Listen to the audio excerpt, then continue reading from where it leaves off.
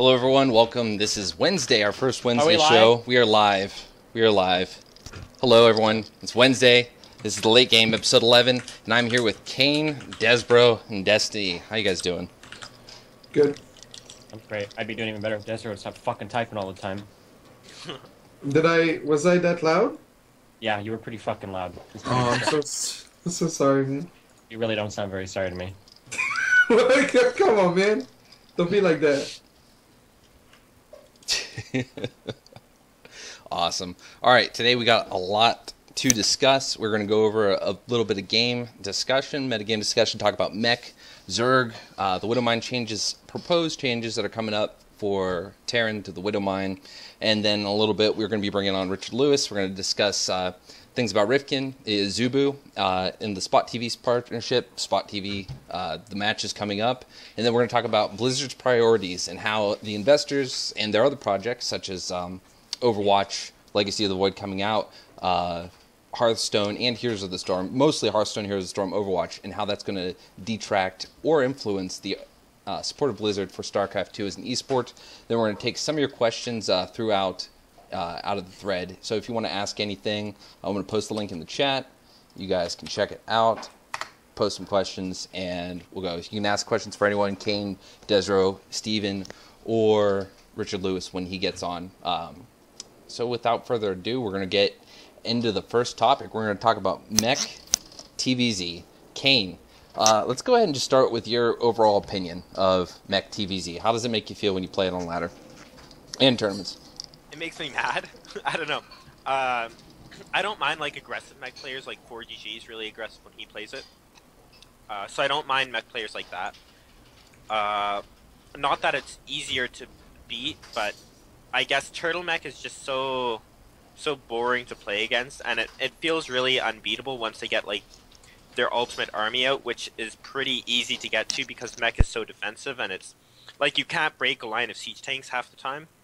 So it's almost like you need to kill it before it gets to that point. And it was the same with Infestor Broodlord back in Wings. I don't really like playstyles like that where you have to kill it. Like there's nothing that you can do once they get to Raven, Viking, Tank. And they have enough of that stuff. If you say that, if you're one of the people that's like, oh, well, you just gotta kill them before they get there, you need to like cut your throat and like take a video of it and post it online when you fucking die, because it's the dumbest fucking thing that anyone could ever say about anything having to do with any game ever. I hate it when people say that. You have to kill before they get there. Okay, you all right. So take away a little less, make it a little less. Not you have to kill it before you get there, but you have to do what you can to prevent it. You know, it's a popular strategy. If you know that they're going to do it, you see them going particularly Hellion heavy. Destiny, what do you know when you think mech? What is your first thought of what you're going to do when you see them going for it? It's kind of like, you ever watch Dragon Ball Z? Yeah. You know, whenever Krillin goes to fight somebody, and it's usually a really strong opponent, and they, like, hold their finger up, and Krillin's doing, like, 50 million fucking moves? That's what it's like playing ZVT as mech.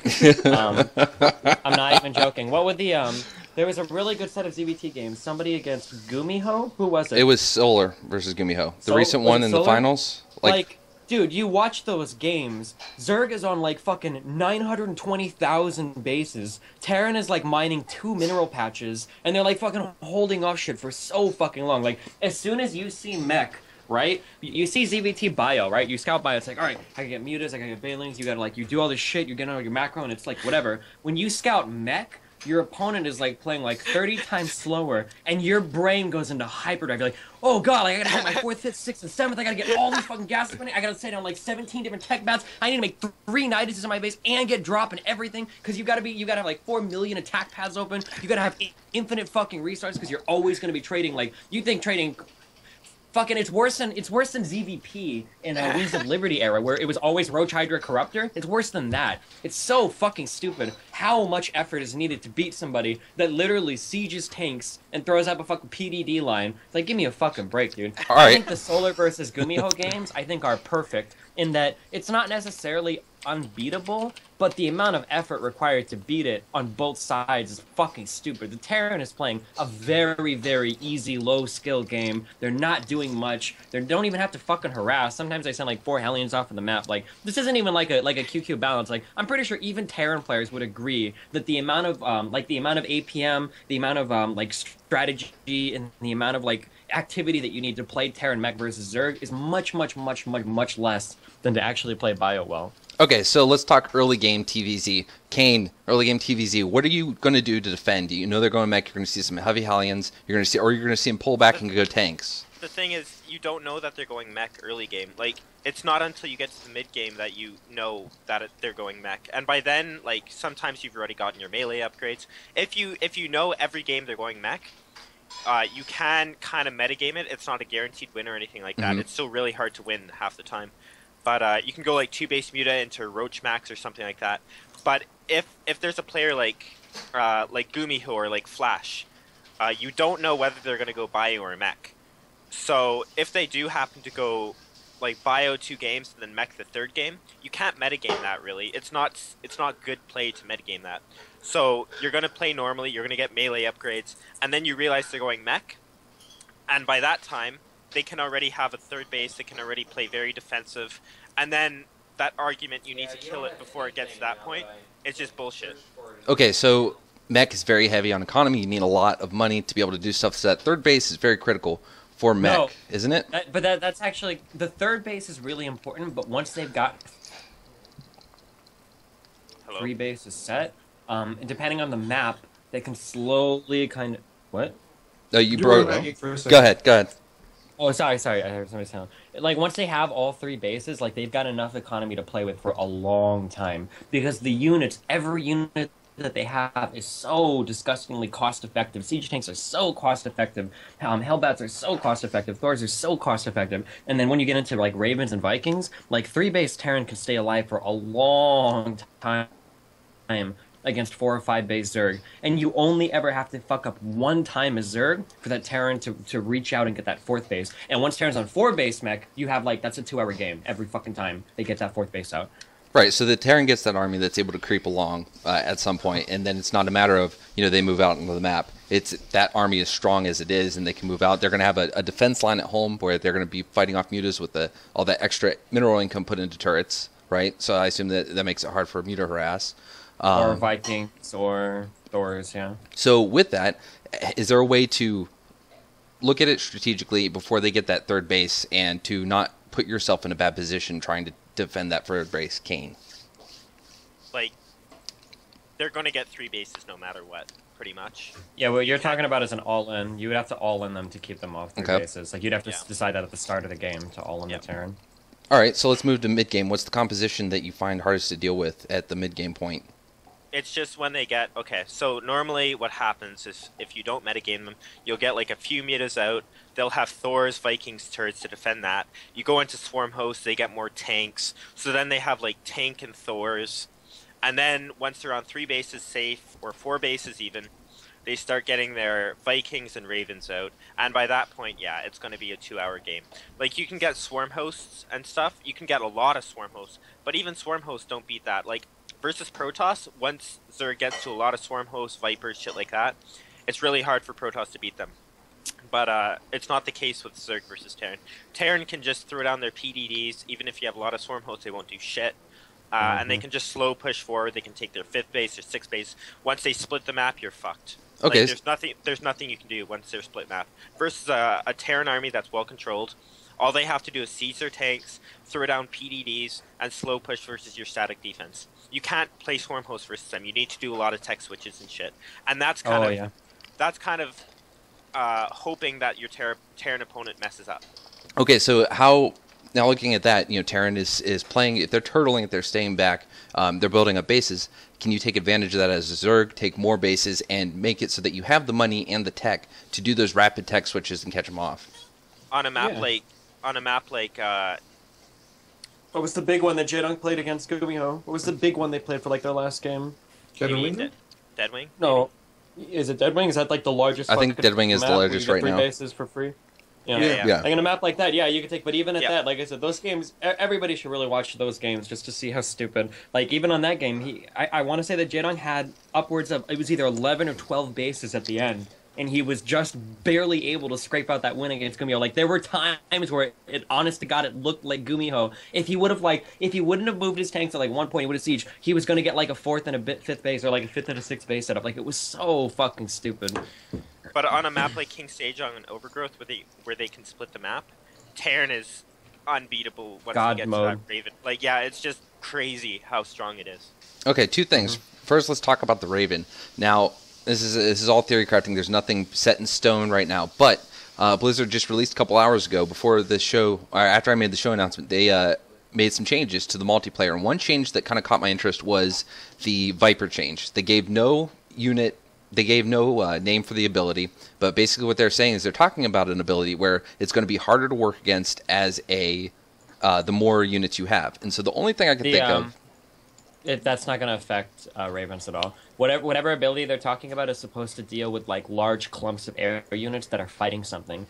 Ravens and Vikings just kite back and forth. They're not going to be a unit that ever sits in one area for a long time and like takes damage or fights like that. They just go back and forth and back and forth. Okay. I think looking at what they were suggesting. Right. So they don't give a specifics on how the ability is going to work per se, but they do say that they talk about it staying in the same spot. So the only kind of thing that I would think that made me think it might work against Ravens is that if it sits in one spot and it's kind of like a chain lightning ability, so if it's at least close enough to hit one, it's going to hit more, which is why if you had a big clump of Ravens, you would have to spread them out far enough that one isn't going to get hit and then chain reaction through the others. But they didn't really give a lot on that. Yeah, and the problem with that is that the Viking has, is it 9 range, 10 range, 11 range? Some absurdly huge range where the Viking outranges the Viper spell anyway. Okay. So with that, secondly, with Mech, when you play this, when you've been thinking about it, I mean, it's been a pain in the ass all year. Kane, what is something about Mech that you think needs definitely to be changed, aside from the overpoweredness of the Raven, Mass Raven builds? I think the biggest thing is just lowering... I want to say this, lowering like the mineral patches and gas count, which they're per base, which they're planning to do in the next expansion. I think lowering like the gas count is more of the issue, because Mech doesn't need that many minerals anyways. Like if you look at a good Mech player, they'll always have way more minerals than gas. So if they lower the gas count on each base, it'll mean that you have to expand a lot faster, which kind of eliminates the turtliness of that playstyle. So a player like 4GG won't be affected very much because he expands really fast anyways, and he plays Mech like really interestingly. But a player like Gumiho or a player like I know Flash also turtles when he plays Mech. Players like those will be affected a lot. Like I'm not saying they won't be good; they'll still be really good, but they won't be able to do that play style anymore. All right, what about you, Steven? What do you think? yeah, I agree. That reduction is going to make a really big impact on the people that suck and play Mech like a fucking asshole. If you just sit on 2 bases or 3 bases, you're going to run drive really fast.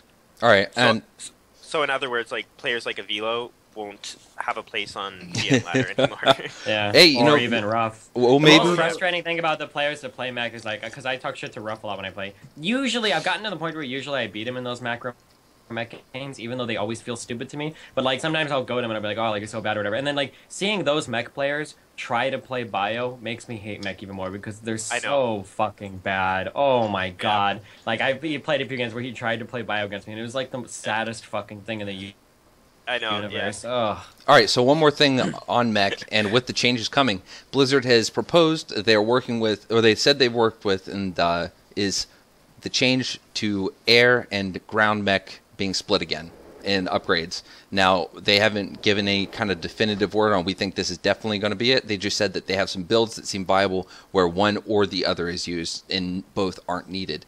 I have a low-level opinion, but I believe that that's not going to be a good change for Mech. But what do you guys think? Do you think that will impact TVZ Mech if they were to split it up, air and bio, or air and ground Mech? Of course, it's going to affect. As long as it makes Mech players spend more gas so they can make less Raven and they turtle less, that's just good. It was way too cheap before. So. Do you think that's going to be the effect, though, that it has on it? Is the split that's going to have the effect on Raven, Mass Raven? well, you'll just have less gas overall, and you'll be forced to expend more. Like, mech is not bad. If you're playing like for GG, it's very exciting to watch. But I agree, like with Destiny, Velo, HTO, Mario, Goody, they're all a bunch of fucks with just turtle, and it's not. You don't need a lot of skill. All right. What about Kane? Do you have any opinion on splitting up those upgrades and how you think it'll impact your game against Terran? Kane, you're muted. Sorry, I was eating peanuts. But yeah, I agree with Desrow. He said it really well. Like, anything that forces a Terran player to spend more gas and turtle less is a good change. So yeah, I don't think it'll have like a huge impact, but it will have an impact for sure. Okay, a little high-level explanation for a low-level player. How much, what the upgrade was, I think 150? I mean, yeah, there are 3 upgrades, but do you think those 3 upgrades that what cost maybe 450, 500 gas total, is that going to make that big of a difference on a mass Raven player? Maybe after the reduction in gas, possibly, but at this point right now. At this point, not a huge difference, really. Like, yeah, not a big difference, but it does make a small difference. So, and we all know that in high level play, like a bunch of small differences can add up to a really big difference. So, I don't know. All right. Yeah, like a little thing like, what if the Hellbat just gets automatically the upgrade as soon as the armory finishes, right? Like, how big a deal is that? All right. I mean, yeah, we saw that have a huge impact, but I believe that what the games we saw early on, we had a few games early on where that was really overpowered, but then eventually the Zerg learned to deal with it. It's still, they have very good map control now, but I feel like early game, aside from mech, is relatively okay. This is a little off topic of Mech TVZ, but if they're going into bio, do you think that the Hellbat change is that overpowered right now? I think Zerg players have kind of learned to deal with it. I don't think it's imbalanced in either favor. Okay. It might, yeah. I think it's pretty balanced right now. I think the Raven overall, though, with that issue, I think they might find a more direct way to handle it if they don't find it, in testing, that these little changes have an impact or make people stray away from that. But we'll see. There's still a lot to go, and it's just a lot of theory crafting at this point. But with that, we're going to move on to Desrow and his specialty. We've got the Widow Mine change for PVT. What do you think, Desrow? What are your initial thoughts on the changes going from 40/40 to 40/20? I think the first change originally was pretty drastic. I think it took too long, and the problem is the balance right now. People think like the maps are impossible. Like they think the maps are like very Terran favored for season 3. But if we were able to open Storm, like those maps wouldn't be as bad as they are. So this change will allow this change will make so that the splash damage doesn't one-shot Sentry, doesn't one-shot Templar, and then you need one more Widow Mine shot to kill Zealots. So that's a huge improvement across the board. Like it really makes a world of difference. And it's really going to help out Protoss do better versus Terran. How's this going to affect probe mining? Is this are some more going to survive through this, or will they still die the same? I don't know the health and shield on a probe. Yeah, that's a good point. I think it doesn't kill as many probes, actually. Check that out. Yeah, I guess that brings back the viability of Archon, Immortal Archon Zealot. Mm-hmm. Yeah, it's just it's really important to have diversity. Like PVT has been really stale. It's mostly Colossus opening or doing blink all in. Like the most successful Protosses have just been doing blink all in and praying it works. Someone like Parting beat Flash at Home Story Cup, but then 2 weeks later he gets figured out because he has like his back against the wall and he doesn't have a lot of options, and then he loses to people like Marine King. If Marine King finishes second in a tournament, there's something wrong. And not that he's bad, but it's very Terran favored. So this will help, and then the new maps also will hopefully help. On that kind of that track of thinking, talking about what you have available and what options you have, do you think that the Widow Mine is something that has been an issue long enough that it has taken away a huge number of options for Protoss, or do you think it's something that with a little more time Protoss would be able to get back into Zealot, War Archon, or do you think that this unit alone prevents that? It's just the moment they realize you're not going Colossus, they start pumping 2 Widow Mines at a time, and then It's just so easy to snipe the observer, and 4, 6, 8 Widow Mines. I think one of the biggest issues is one storm is not enough to kill Widow Mines. You need 2 storms to kill Widow Mines. So like you see 3 Widow Mines borrowed, you're trying to do Zealot, Archon, Storm, you maybe have like 2 Stalkers, you're like struggling to get Observers out, you want to mix in Immortals, you really have nothing, no tools to kill the Widow Mines easily. And so if they would have nerfed the HP just by a little bit so it takes only 1 Storm, that would have been another option. But hopefully with this damage reduction, it will really help make it a little bit more cost efficient for us, because it was really hard. It was a struggle. Okay, so what is your have you been having successful games lately with Zealot, Immortal Archon?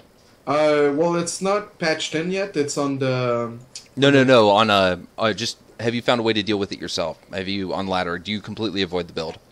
Oh yeah, no one goes Storm. Like you go Storm if yeah, you don't really go Storm. Like it just doesn't work. Like maybe like on Deadwing, there's a build with you drop an Archon and charge lots, and then you go Storm. If Deadwing Overgrowth, there's like a few gimmicky builds, but like just opening macro and like keeping storms at home, and just playing passive doesn't work anymore, because then they start pumping a lot of Widow Mines.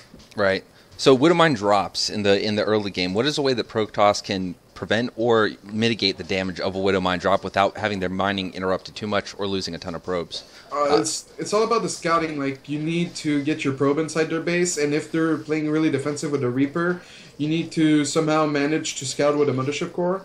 And then as long as you get enough Stalkers in the early game, you should be able to deal with Widow Mine drops decently. It's all about like predicting and not getting screwed over. So some people will just play passive and get sentries early on, and sentries is really not the way to deal with Widow Mines. Right. So what about observers and cannons? Do you think either of those are a viable early game option to go for, or is that too gas or mineral intensive? You usually open up with a Robo always. It's like 1 gate Nexus, Robo, pump out 2 observers, maybe 3. If you realize they're going factory, usually you go 3. And then you split 1 per mineral line, plus the first one is scouting to try to catch where the Midovac is going. Cannons, it's not used as much as before. But there's also Stargates opening, but that's a little bit more risky in my opinion. Okay. Let's talk about the game in general. How are your feelings about what you've seen and what you've played just with early game Terran? Do you feel the pressure is too hard? Do you think that, how do you feel that you're faring in Protoss overall? Okay, so people like Avillo are retarded because they say like Photon Overcharge is just too strong and Terran can't do too much early game. But if you look at Wings of Liberty, like Protoss getting flanked by 12 Marines early game and losing the Stalker and losing every probe, and the game would end so quickly. Like, things were way worse in Wings of Liberty. The early game versus Terran is pretty stable. Like, they have a few cheeses they can do. The proxy 1 barrack, they can proxy a factory, they can go gas first and do a really quick Widow Mine drop. With 2 Aliens and a Midovac and 6 Marines. Like, they have a few openings, they have a few options, and then if Protoss wants to be aggressive themselves, they also have maybe more options, but it's not imbalanced at all, I think, in my opinion. It's just, sometimes it's hard for Terran to predict, and they feel very frustrated, but there's always things you can do better. And the maps for Season 3 have been so good, like, it's not so wide open for Blink. And yeah, the win rate speaks for itself. So okay, and early game, Legacy of the Void changes coming up. The Blizzard has talked about giving Protoss an early game unit that is able to use for harass. They don't want it to be a significant counter. They don't want it. Let me see what pull it up. They don't want it to be a, I believe they said a cost-effective trade for other units, but they wanted some ideas they were tossing around were making it invulnerable for a few minutes. Did you get a chance to read that? Yeah, I don't know. I'm really not inspired by Blizzard. Like, they want to nerf the Immortal. This unit doesn't sound like. I want something out of the Gateway that can be mixed into my army. Something to rest. Like, I think it's really nice as a Terran that you can be an asshole with a Reaper. I would really like something similar to to Protoss, but they say they want something slow and something that's invulnerable. And I think something invulnerable in RTS is just really dumb, like, because you can't really, sure you can split the workers, sure you can move away the workers, but it's invulnerable. Like, that's such a cop-out ability. It's very uninspiring. Right. So one thing they talked about was it being invulnerable for X seconds, and I imagine, of course, that'd be X seconds, and then you have a cooldown in between that. And with that, you know, I was thinking possibly, depending on what route they go, it could be something that, well, while it's invulnerable, your other units get healed, right? So when you're invulnerable, you can't just sit there and wait to be uninvulnerable. You have to move away, otherwise the Marines attacking it regain a little bit of health as they shoot. So, you know, it sounds like it could be a micro-intensive fight, but I guess we'll see what they come out with that. Before we move away from Protoss and start taking some questions from the chat, Kane, do you have any thoughts on the changes coming up for Protoss or anything that you've seen in the Blizzard update? To be honest, like there's so much that's going to change still. Like they're continuing to update it and all that, but there's still so much that's going to change. Nothing is solid. I said this before. I still really like the way they're heading with the economy change. I think that's the biggest change because that's something that will almost definitely go through. They do want to change the economy somehow. How they do it is up for grabs right now, but yeah, the fact that they're just gonna make it so you have to expand a lot more is so cool, and it'll force so much more APM and multitasking. I think it's really cool. But yeah, all the unit changes and stuff like that, I didn't really pay that much attention to it. Like I read through it, but there was nothing like really innovative and cool that I saw. Like there's some neat changes that's going to come out, but a lot of them will change. A lot of the specifics of it will change. Nothing is solid right now, so I'm just looking at the economy change more than anything. All right. Right now we're going to take a few questions from the thread before we bring on Righard Lewis. Right now we're going to take some questions from the thread before we bring on Righard Lewis. I don't know if you guys heard that. I was muted for a second. So I'm going to read this one. It comes from Monifix. He says, when he watched Life play at BlizzCon Finals, he seemed that his playstyle involves a larger willingness to commit to aggression as soon as he sees an opening. Where another Zerg player might feel safe to drone, Life seems to see more opportunities to go in for the kill. Do you agree, and what are your thoughts on the mindset you should have as a Zerg player? Send that to you, Steven. About Life just being more aggressive in general and not just doing like the mass drone up stuff? Right. Yeah. Where another Zerg player might feel safe to drone, Life seems to sees more opportunities to go for the kill early on. Life is like really fucking weird. I think most people agree that, like, I don't know, he just seems, I don't know, I watched some of his games and he just does things where, like, Kane, do you feel this way? Where, like, you see him do something that's like, okay, well, that's kind of weird. Like, he just wasted, he just made 20 links for nothing. It's really dumb. But then they always seem to do damage. Yeah. I really don't know. That's like some weird ass fucking shit that only Life seems to be able to do. Yeah, it almost like, the mindset behind Zerg where you're supposed to drone up and then make a lot of units. Life does it kind of the opposite way. He makes a lot of units and then he'll drone up a little and make more units. Like, it just makes no sense what he does. And that's why he's one of the worst players to watch in order to learn. You just can't learn from his play because he does things so uniquely, which kind of sucks. Like, there's some cool timings and all-ins that you can learn from him, obviously, but the majority of his play is just very feeling-based, I want to say. It's very Life-esque. Like, there's no other way to describe it. And once he sees an opening, he won't stop attacking until you're dead. Like, he won't stop making units until you die, or he dies.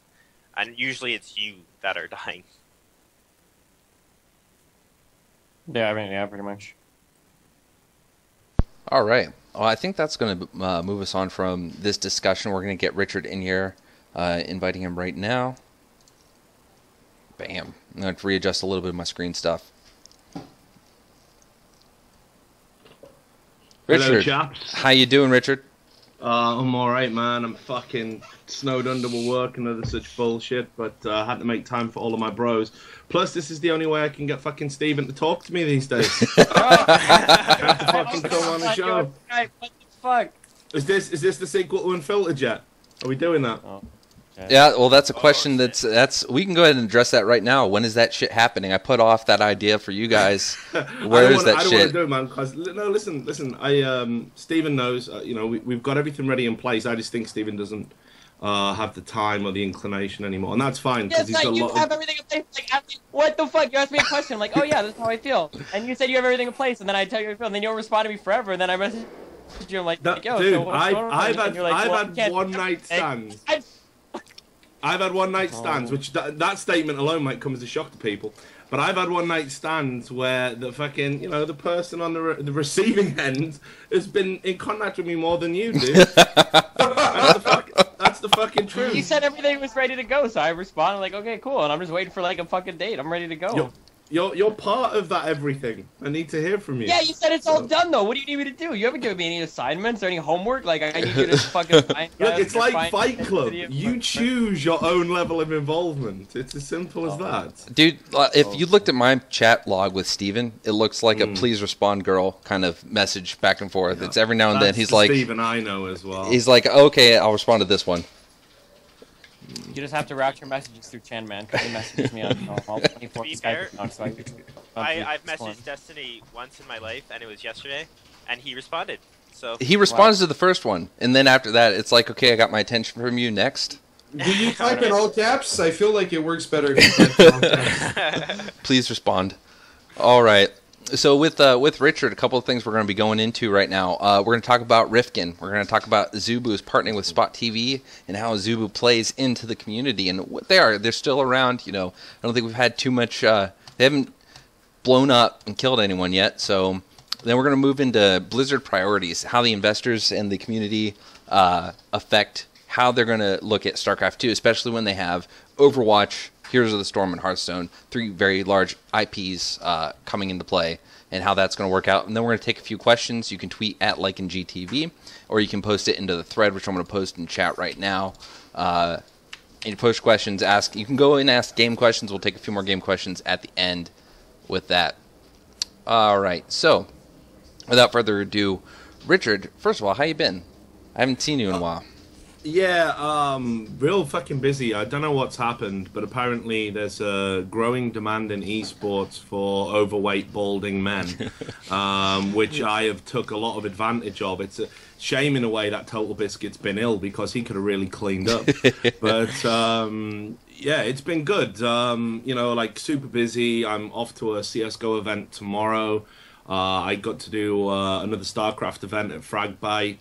Fragbite are real happy with the work we've been doing together. So I think moving forward, that's going to be an ongoing thing, and that'll see me involved in StarCraft more. Whether or not ESL or IEM will use me again for anything, you know, I don't know. I certainly hope it's not a completely burned bridge, but obviously that's a decision at their end, not in mine. So yeah, you know, writing. I still haven't done the NASL article, obviously, because I'm a lying piece of shit. But other than that, it's just business as usual. You know, put a VOD out from my show. So today I've just been going through all the death threats and hate mail systematically. So. Well, sounds good. So let's go into Rifkin. Now, I put Raging Rifkin in the post, but I don't see too much wrong with Rifkin in this situation. But I want to hear you summarize the situation first.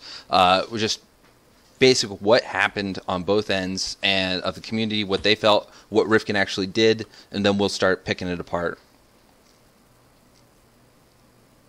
So who's going to summarize? You. I'd like you to summarize. You want me to summarize it? Okay. Well, I mean, it's hard in a way for me to summarize it because basically the way I see it is that it was another classic example of esports bear baiting, effectively. So Rifkin, I think basically some shit trash player that had absolutely no chance of winning a tournament anyway, cried about coming up against some map hacker who apparently was pretty obvious. I'm not qualified to be able to discern that one way or the other. I'm sure the players will be able to give their thoughts about that. But he wasn't discovered to be an unfair player until after this guy had already been eliminated. So ultimately he did what all good shitters do and take to the public domain to cry about their problems rather than maybe do it privately in a professional manner and you know, come to some arrangement that way. And in doing so, basically said, you know, Rifkin was garbage for the way he handled it. Rifkin responded Because this is a guy who, you know, he's out there on the front line of the StarCraft community every day. He's one of the few truly active people in the community. He's done a lot of great work. You know, is behind a lot of tournaments and prize fund, especially in the NA scene, which we all know is dwindling.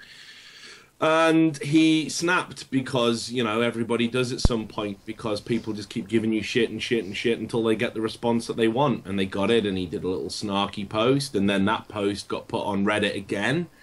So then from that point, it was, oh my god, look how unprofessional he's being. And by that point, Rifkin's entrenched and thinks I'm in a fucking fight, so I'm not going to give an inch.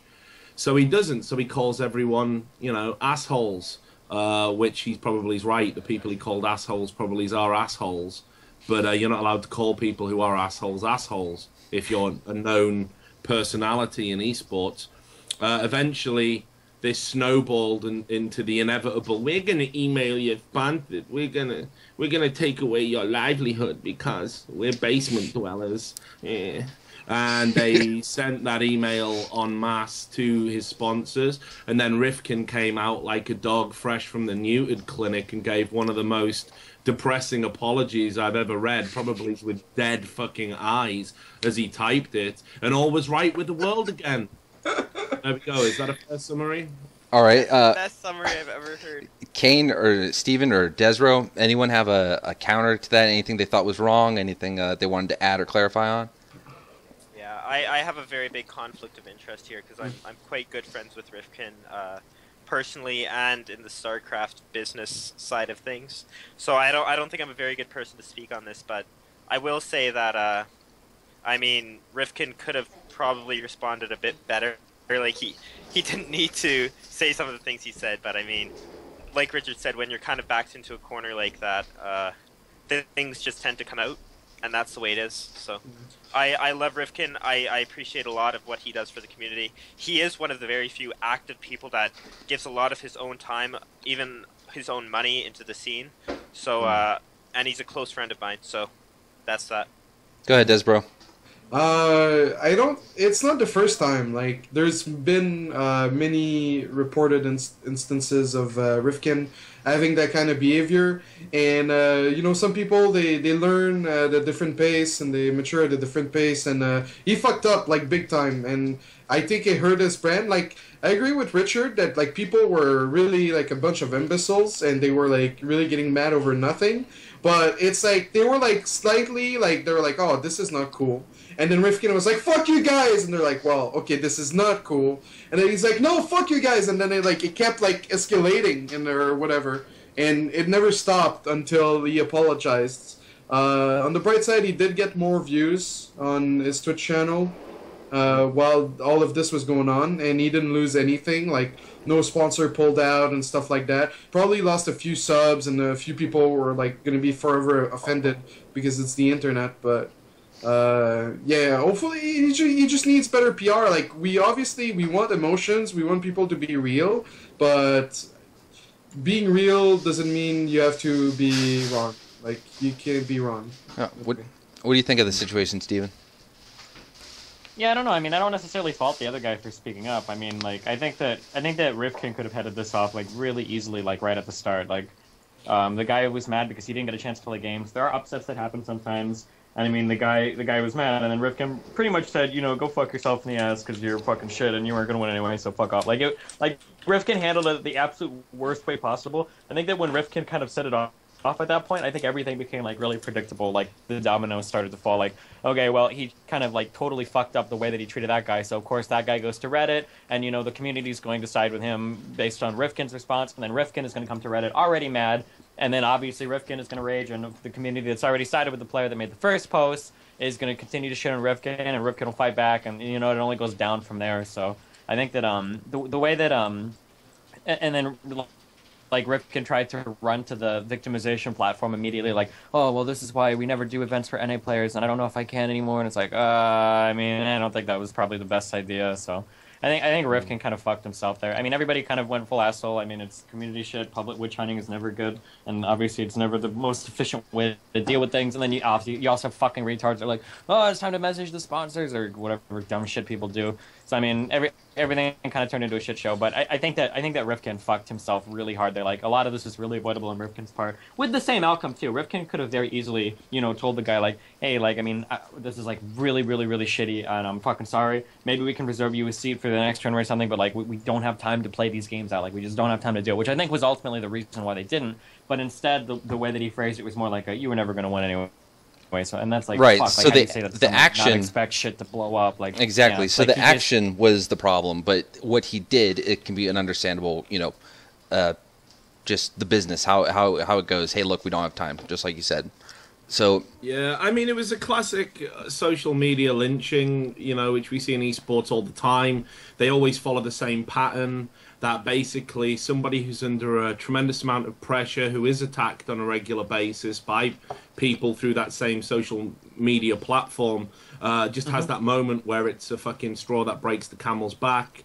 They snap, and then Reddit are like, ooh. It's like when the teacher goes a little bit too far in class, and they run out, let's get the headmaster.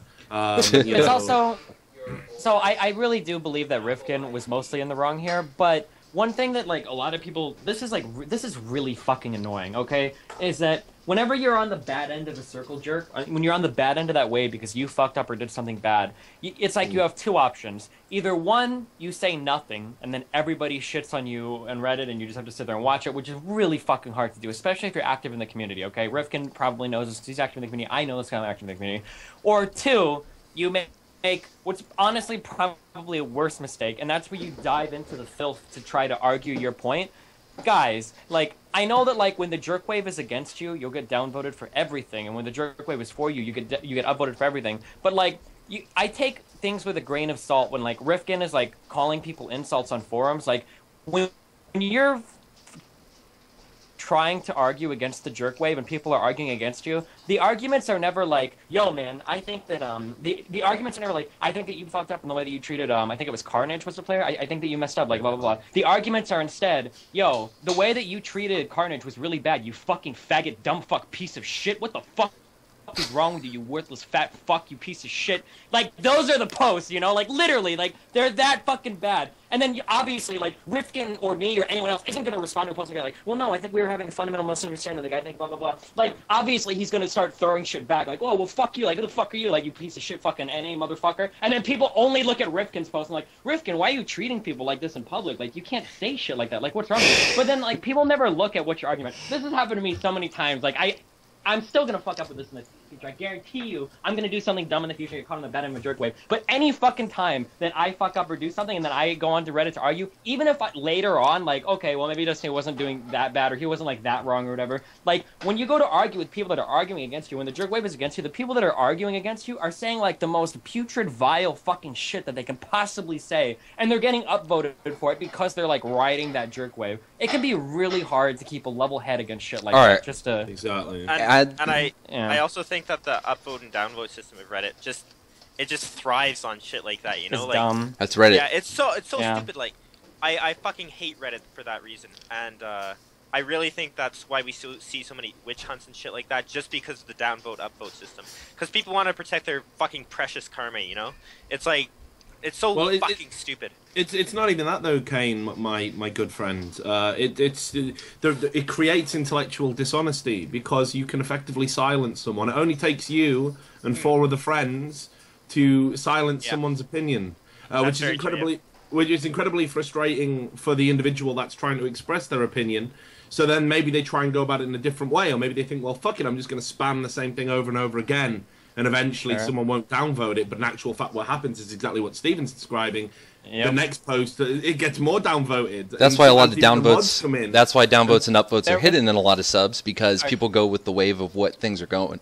So they see it already downvoted 4 times, they're like, oh, well, fuck this post. And this is why I share Rifkin's frustrations in this particular instance, because I think while Steven's absolutely right, and I think we're all in agreement here that he definitely could have handled the situation better, I think when you are stressed out and you're in that position where you get attacked and you go that little bit too far, I don't think it's necessarily fair that what people focus on is, not the provocation. It's always the reaction that gets condemned, never the provocation in esports. And I think that, like I say, you throw that into Reddit with this system where even as you try and course correct, you can feel, you know, you're toppling over, that you're right, I'm going to lose this. This isn't good. So you try and course correct. We can just downvote you. We can prevent you expressing anything. We can effectively silence that course correction, and it does. It ends up just becoming a fucking shitfest every time. So getting back to our beloved community member, Rifkin, you got to also think of this. If you follow his Twitter, you see the guy has not been sleeping. The guy is literally like, he splits his days so he can do 2 little different segments. Some days he's doing 3, getting little 2-3 hour naps in between. That's not a good way to function. And at that point, when you're receiving such dissent, granted, we all agree he treated that guy poorly. He could have handled that situation differently. With that, he was under a lot of stress, and when it comes into, okay, you were a dick, well, now the community is just like full, you know, equal opposite reaction. We are dicks to you now, and Rifkin snapped. Now, Rifkin does a lot for the community. No, being a content creator does not justify being an asshole, but being a content creator puts incredible man hours into this that he's not reaping huge, rich rewards for. Well, that's debatable. Like, at this point, base trade is so huge, and I'm sure they would have a lot of volunteers to have, like, sort of meetings with. They could have someone to do the PR. Like, Rifkin fucked up, and then it impacts Zombie Grub, it impacts, you know, other casters that come on, like Fenner, Kane, Namshar. So, like, they should just have, like, a PR person. Like, instead of Rifkin taking everything personal, you could just have someone deal with everything. Because at the end of the day, like, he was the caster for the tournament. He ended up being the tournament organizer too. But that part could be just a base trade entity instead of him being like the face of it. Like I know the perfect person to be the PR guy for base trade, Thorin. Like, it would be absolutely perfect. He's the best PR person I've ever seen in my life. Oh boy. All right, next topic. All right. Well, hold on. Do move on. One point I want to make. I think this is very important that people sort of start processing this into their consciousness. We're always sold on the basis, like any esports group, as being a community. A lot of people have started from the grassroots and worked their way up, be it as a player, be it as a volunteer admin, be it as a news writer on a website, sometimes all of the above. And we're meant to feel some attachment to this community.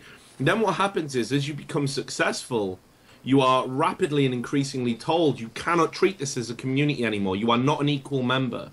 You are now up on a pedestal, and everything you do is going to be treated and greeted with a very different reaction. It's going to be responded to in a very different way to what any other community member would be. And that's very hard to accept and adapt to for somebody that has been a grassroots community member for almost their entirety of their lives. You know, I get chastised still for responding to people on Reddit. Like, just ignore them, Richard. Just ignore them. But it's like, I don't feel that I'm above ignoring them. People just say, oh, you know, you're the journalist here. Why would you respond to them? It's like, I'm a community member, same as this guy. And we're having an argument right now, but ostensibly we're the same.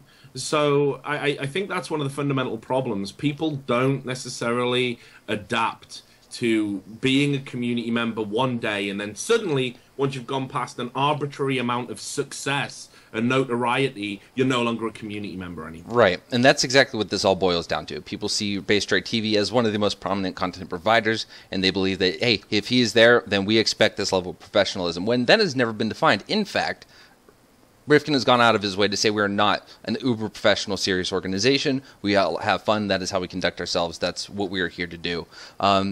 With that, you know, it is a choice that Rifkin will have to make at some point, is where they want to end up as Base Trade TV, where they want it to go. Because if these incidents happen again and again and again, which they don't, this is a very infrequent, while he is known for his, you know, he's very blunt. He can have a, you know, be a little uppity at times. He's also a nice, very real, down-to-earth dude. But he has to decide, is he going to continue handling things in that way, or is he going to then get that PR person or learn PR himself and manage situations that way and allow his organization to grow bigger? And I think that's, you know, that's either way. Base Trade TV is great to have in the community. They're great community members. And Rifkin fucked up in his handling of that situation. That's what it boils down to. So with that, we're going to move on. Let's talk about Azubu. Azubu partnering with Spot TV. Now, is this meaning that Spot TV is going to be the only one that is going to get, or Azubu is only going to get Spot TV's content? No. No. Okay, so We're would you... still going to be on Twitch and everything else. All right. So with that, Richard, Spot TV, how do you feel about them as a competitor for Twitch? I mean, are we talking about Spot TV here? Not just Spot TVs. They're going to talk about them Azubu. as Twitch, Azubu overall as a competitor. Okay, so let's talk about Azubu. I think these kind of partnerships in the Asian region, we're going to see more of those from Azubu. I think it's part of their strategy as they move into 2015. They're looking to add anything that makes them a unique value proposition as a broadcasting platform, to their arsenal. I don't think necessarily up until recently they attracted the premier esports broadcasting talent. I think there was a culture in the industry where a lot of people who moved to Azubu were there expressly for a cash grab, because Azubu, in trying to catch up to Twitch, had to pay well over the odds to get equivalent, if not inferior talent. They had to do that. And that happened with Owned before them, as Stephen can attest to. Mm-hmm. This is what they had to do. They had to overpay. So and they didn't even necessarily retain a lot of that talent. We've seen some of the people they already overpaid for have already gone back to Twitch. So it's been a problematic period for them. The one thing that they seem to have focused on now as a strategy is, okay, what can we do differently from other people? And they've negotiated some very lucrative contracts with Kesper in particular. Azubu is the one place you can go to and watch the top League of Legends talent in Korea stream. It's exclusivity, and they paid a reported $160,000 to $200,000 per month for the right to broadcast that particular content. So I think clearly they have realigned their strategy, and I think that's a very good thing. I think deals like this are actually going to help Azubu have a long-term future, and indeed, them being here at this point is a lot longer than I think any of us had expected them to make it. And we've seen people come and go. Azubu does, as you said, they're trying to do some things differently. I believe, if I read correctly, they have VODs on apps, which is something that I don't think you can get on Twitch. I've never tried to look at the VODs on a Twitch app, but you can't or can? Nope. Can't. Okay. So, they're doing those different things that, that's how any competitor in the business world wants to get in. They want to do the things that the footholder has, do it differently, do it better, do the things that they're not doing yet. Azubu has been around for a long time. How is Azubu funding all this, though? Like you said, $100,000 a month, for those events, paying these players to individually stream. They've obviously have to offer them more than they get being a Twitch streamer with our already, their subscriber base, their follower base.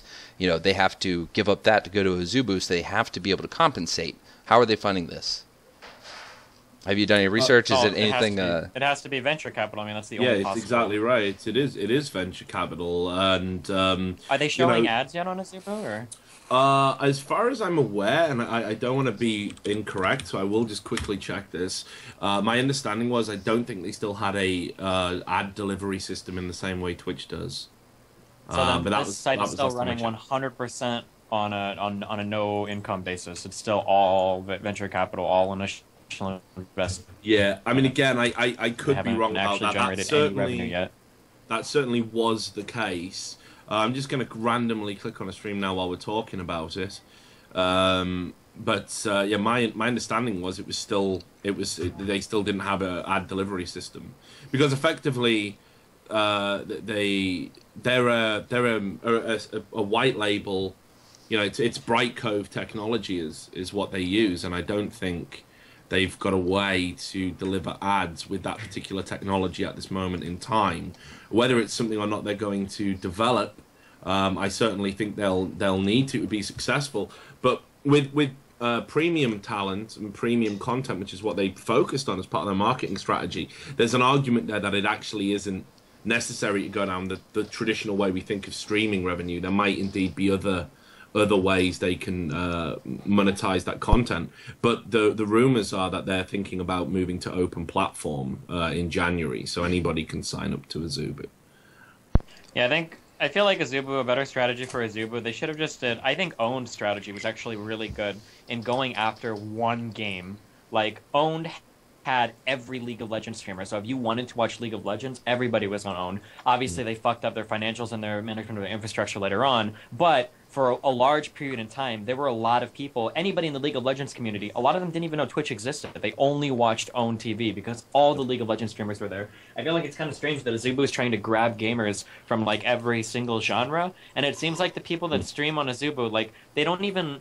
I don't know, like, it feels like a really dirty, cash grabbish kind of thing. Like, it doesn't feel organic at all. Like Artosis and Tasteless or whatever, those guys very, very rarely ever stream on Azubu. Same with the cast of StarCraft players. I feel like it's really rare that they ever actually stream. So it almost feels like, here's my 4-hour contractual obligation to do my streams. Like, it's not like none of the streamers there seem to take streaming very seriously at all. But you know? even over... It comes off as really obvious that, like, oh, well, you've obviously been paid cash up front, so what's the point? We definitely think that when we see them streaming on Azubu, but overall, I mean, wouldn't you say in general we haven't seen those people streaming much anyway?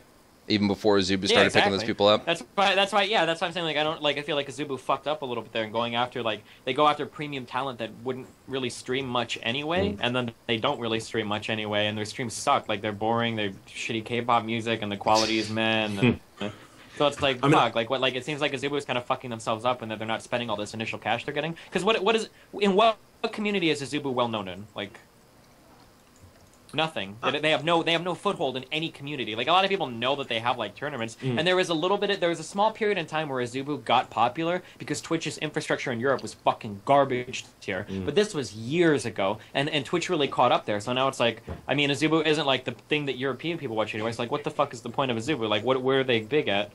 So bring it. I think their strategy now, Steven's definitely a lot better. I agree where they've been deficient in the past, but as I've said, I think focusing on the Korean League of Legends players, I think that ultimately is going to bear fruit. And you know, I'm sure they're looking to make negotiations into other Asian territories as well. I'm pretty sure China is going to be something they're going to take a long, hard look at, especially with the recent expansions and all this new kind of money that's coming into Chinese esports, especially League of Legends. But I think they're actually on an upward trajectory, and I got to say, while I never thought I'd be sympathetic, I guess is the word, to Azubu, they definitely got let down by some of their streaming partners, and they paid a lot of money to bring them in, and I think the streaming partners treated it with absolute disdain and contempt. There was a culture that, well, Azubu aren't going to be here in a few months, so fuck my contractual obligations. Get what you can and then go. Yeah, exactly. Get what's on the table, do the bare minimum to get it, and then fuck off out the door. And I think people are so surprised that they're still here. That's on Azubu then to craft a better contract then, like, like you have to stream like your obligation of this many hours, or because like even looking at like the League of Legends right now, I don't think there's a single League of Legends stream live right now on Azubu. I'm looking at showing all League of Legends content. There's not a single league stream live right now. So I don't know. Well, it's 6 a.m. It feels in Korea. Like, I mean, okay, but it's 5 a.m. in fucking America, and it's no. But Richard was 1 saying like they Germany. contracted a lot of League of Legends Korean streamers, so obviously you're not gonna have. Yeah, but if they only stream at prime Korean times, like how the fuck does that help Azubu when the main audiences are in Europe and the United States? I'm just saying that after like this is what you have to look at, right? After X amount of years of ton of capital dumping. What does Azubu have to show for it? They have no audience in anywhere. They didn't gain any foothold anywhere. The only time they were ever even semi-relevant was when Twitch's European broadcasting was fucking terrible. And now Twitch is caught up with that. So, like, what does Azubu have to show for all of the capital investment? All right, so Rich... Everybody that had a contract here left immediately. CLG left, right? CLG were the big guys here. That was, like, their big guns on Azubu. They're gone. Like, what do they have to show for other investments? So, Richard, with that point, that's a good point. A lot of money going into this for a long time. Either the source is going to dry up, or do you think that the model that they're going for and the results they're going for before, because like Destiny pointed out, they don't even have an ad revenue going in. Do you see a business model that they could be working for that they're trying to achieve before, their next move, their next phase?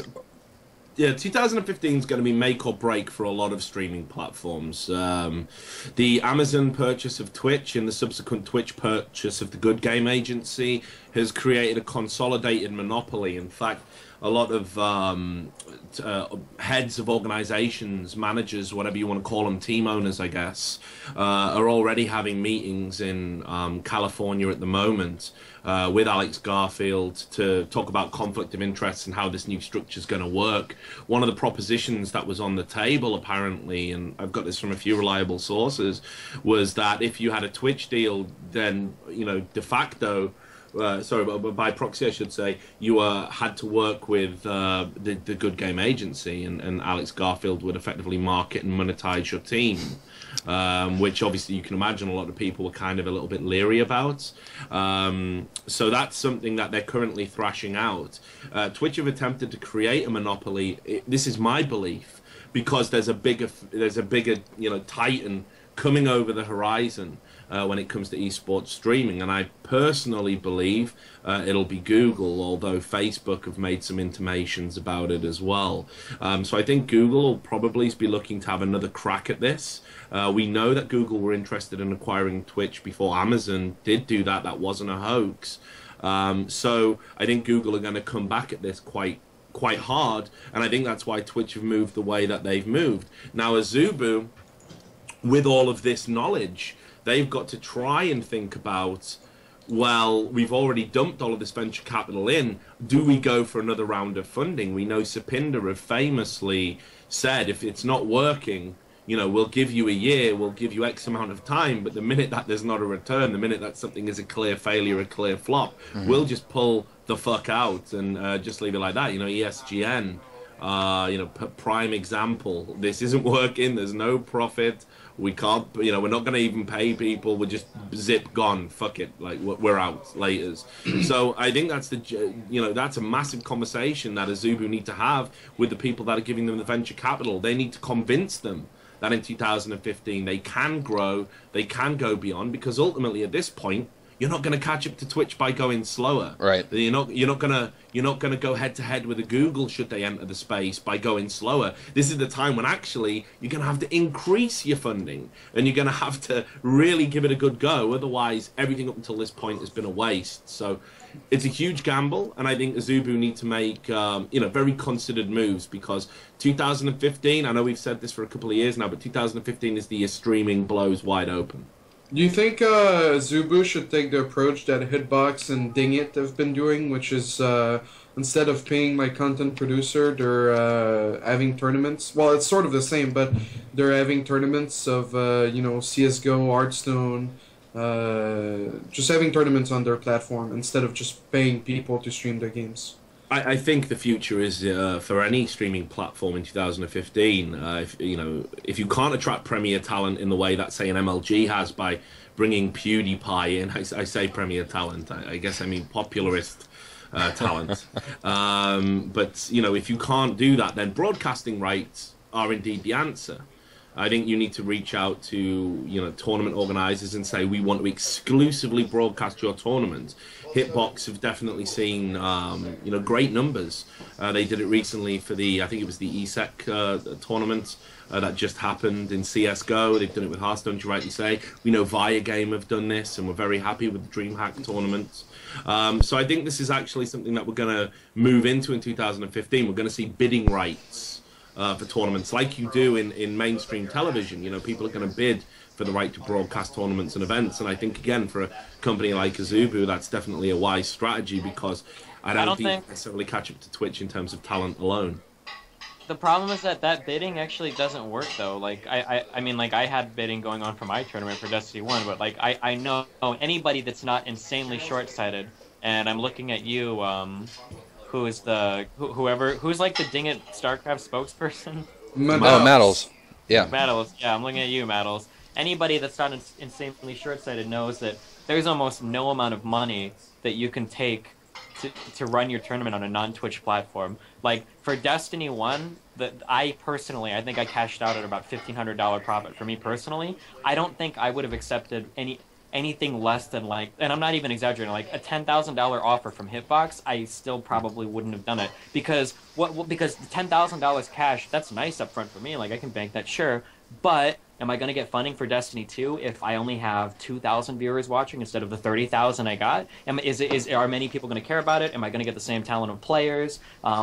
There's so much. It's so important to reach out and get those people, those viewers watching that. It's not worth it to just get a quick cash grab to forego building a larger audience that I can monetize down the line. Like, why would I want 2,000 people watching me on Hitbox for some amount of money when I could get 30,000 watching me on Twitch, and then I can monetize people subscribing to my stream. I can monetize people clicking affiliate links. I can monetize sponsorships. I can monetize viewership 500 different ways. This is the internet. I've got tons of ways to make money off of these people.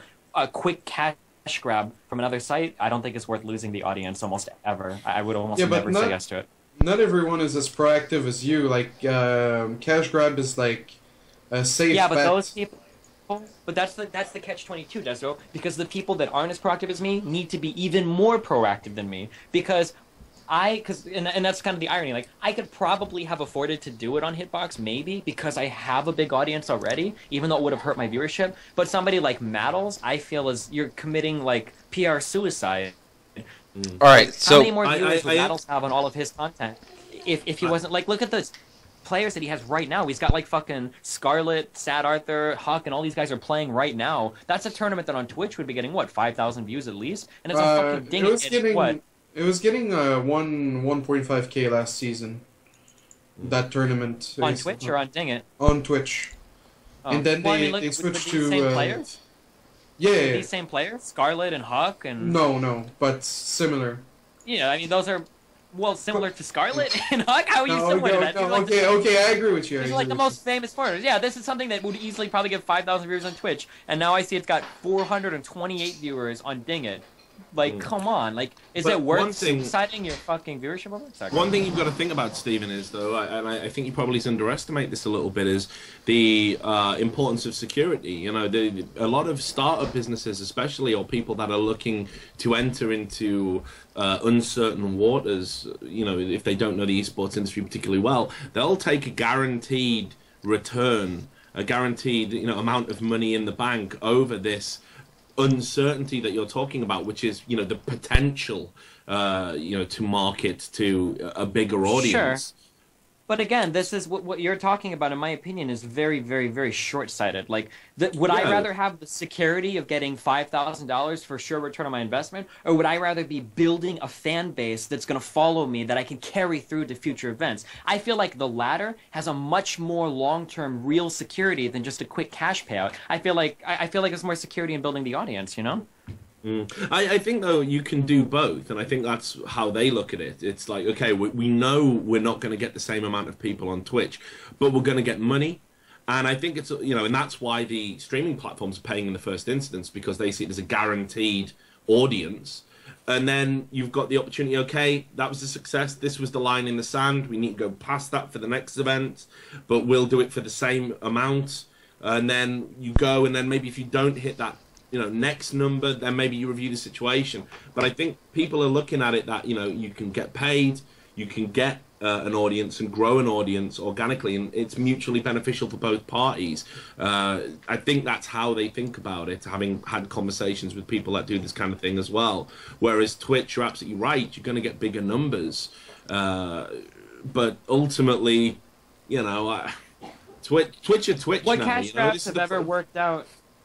Like, I'm trying to think of, like, which cash grabs have ever worked out, like, in the past. Like, I took a cash grab from Owned, and I regret it now. Like, even the fucking, I cashed out, like, the cash incentive that I was paid was $15,000. I mean, ultimately I didn't get everything, sure, but even if I would have gotten every single dollar I was owned, right? I don't know, looking back on it now, if it was worth it to come back to Twitch and rebuild almost from the ground up, versus if I would have stuck building on with Twitch that entire time. Like, I feel like the cash grab it's a deceptive return. You get cash immediately, but we both know, everybody knows, is the only reason you're getting that cash is because you're sacrificing viewer numbers. Because if you were getting the same viewer numbers, you wouldn't take the cash. So I think people mindfuck themselves there and saying that, well, it's safer to take the cash now. But in reality, you're getting the cash now because you know it's not as safe. That's why you're demanding that immediate return. I want this cash now because I don't think I'm going to get a shit for an audience, you know?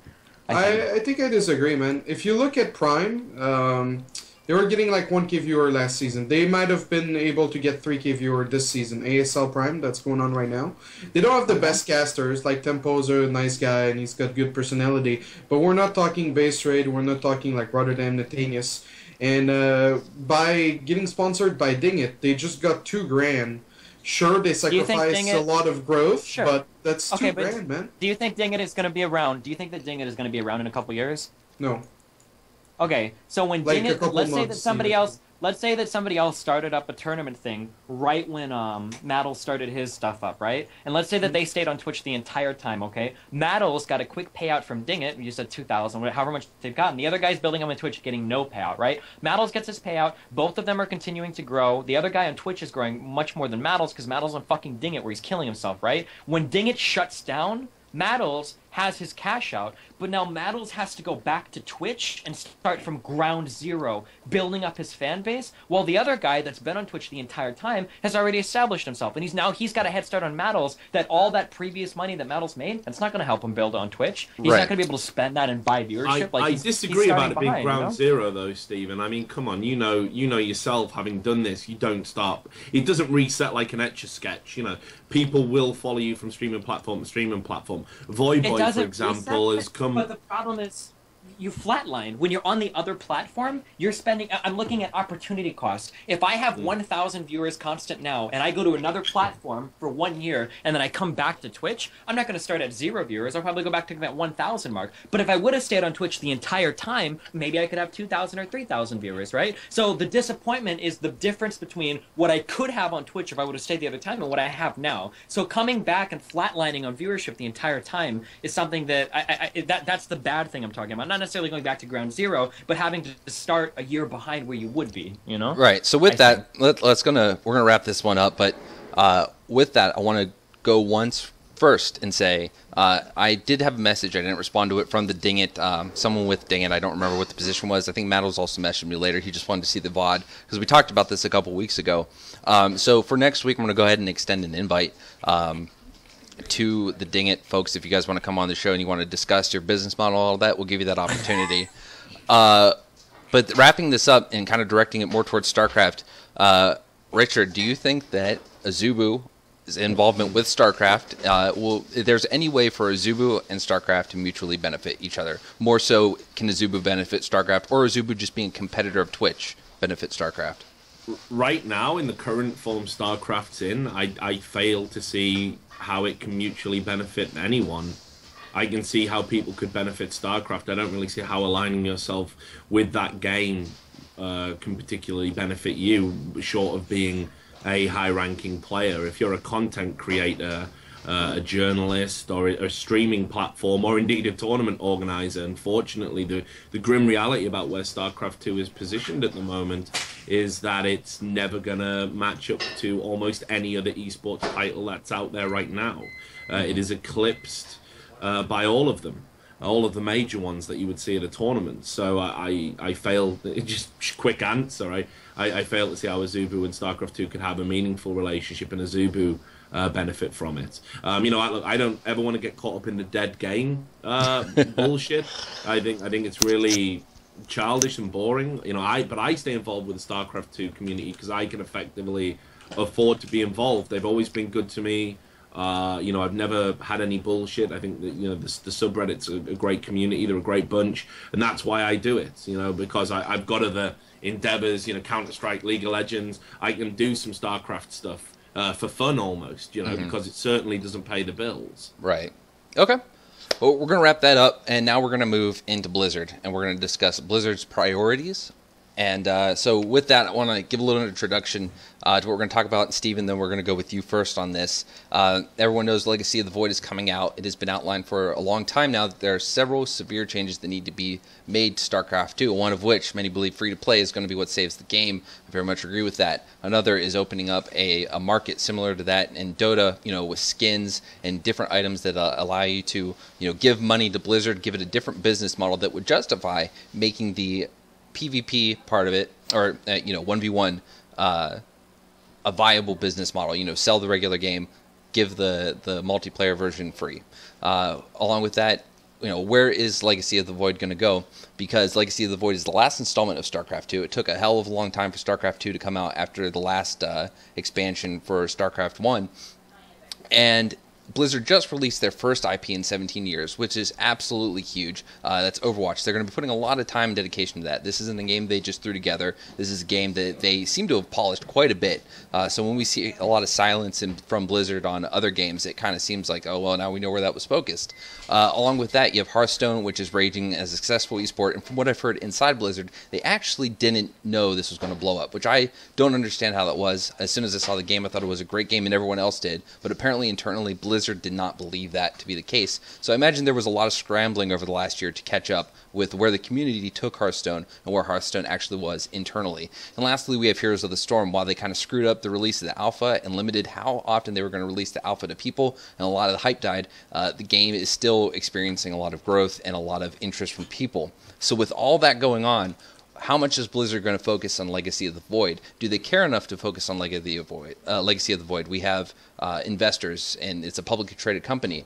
Do the investors and do the bigwigs at Blizzard, are they focused more on those other products, or do they see StarCraft II as a liability and they don't want to put that effort towards it? With that, Steven, you've given a lot of information on this. You've posted on Reddit. You've discussed it last night in Desrow's stream. So with that, where do you think you feel Blizzard is with all this, and how is that other going-ons affecting the situation? I don't know. It's really hard to say because it's hard to say how many people they have that are working on StarCraft II versus how many of the team is working on Heroes or anything like that. So it's really hard to say what kind of resources they're dedicating to Legacy of the Void. It is, and I mean, they say that they have teams working on, they're focused on other things. Some people, I think, overhype it, or get a little hyperbolic when they talk about, oh, they're focusing all effort on everything else. But there's a lot of work that goes into something as simple as balancing a map or making sure there's no bugs in that, and we've seen that can get slipped through the cracks, and there's a lot of work that goes into it. Richard, you outside of other esports, you have experience outside of just this. You've seen other games develop. You saw Counter-Strike Go and all these other games evolve.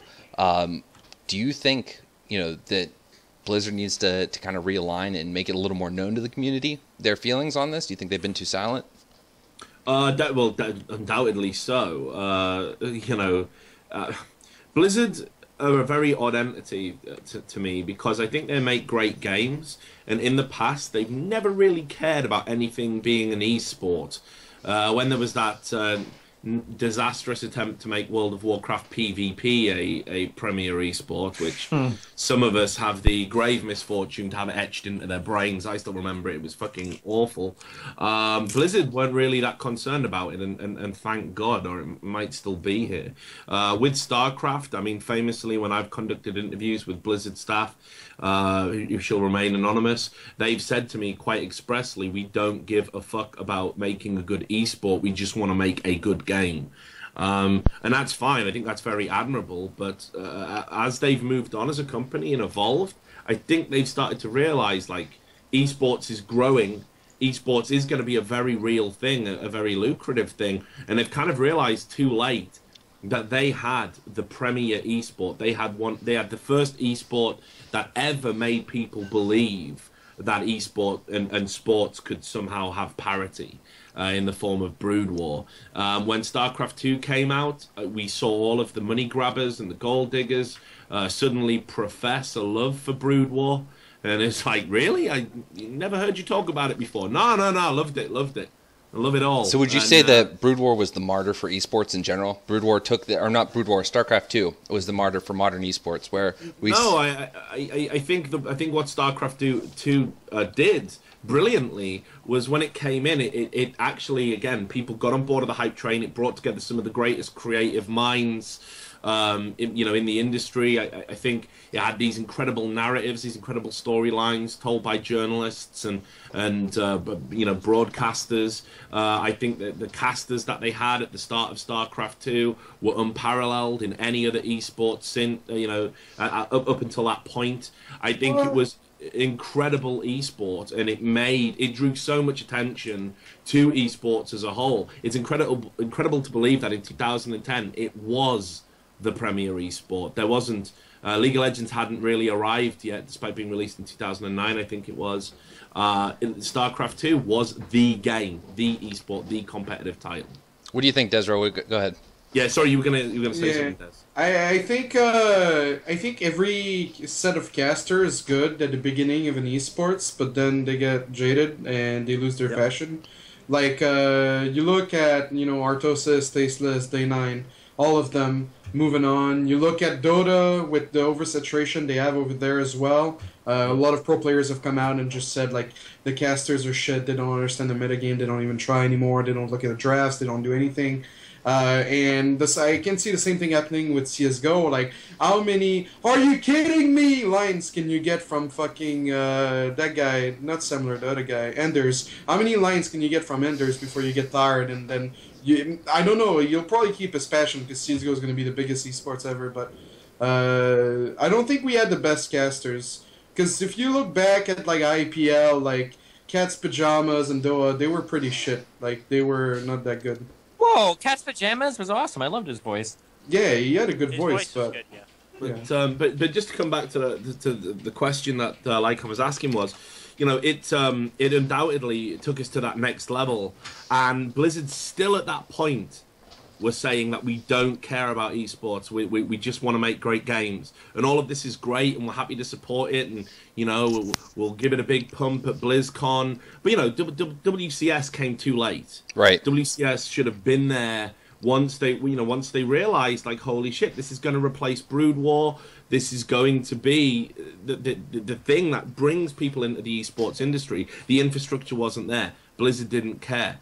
But Blizzard was so notoriously stubborn about everything else that was going on in the gaming industry as a whole at that time. Free-to-play was becoming an incredibly lucrative marketing model, not just for League of Legends, but games that people probably don't even play, but like things like Combat Arms and other Nexon titles, and if free-to-play was a very real thing, it was a very lucrative thing, and League of Legends again took that to a new plateau.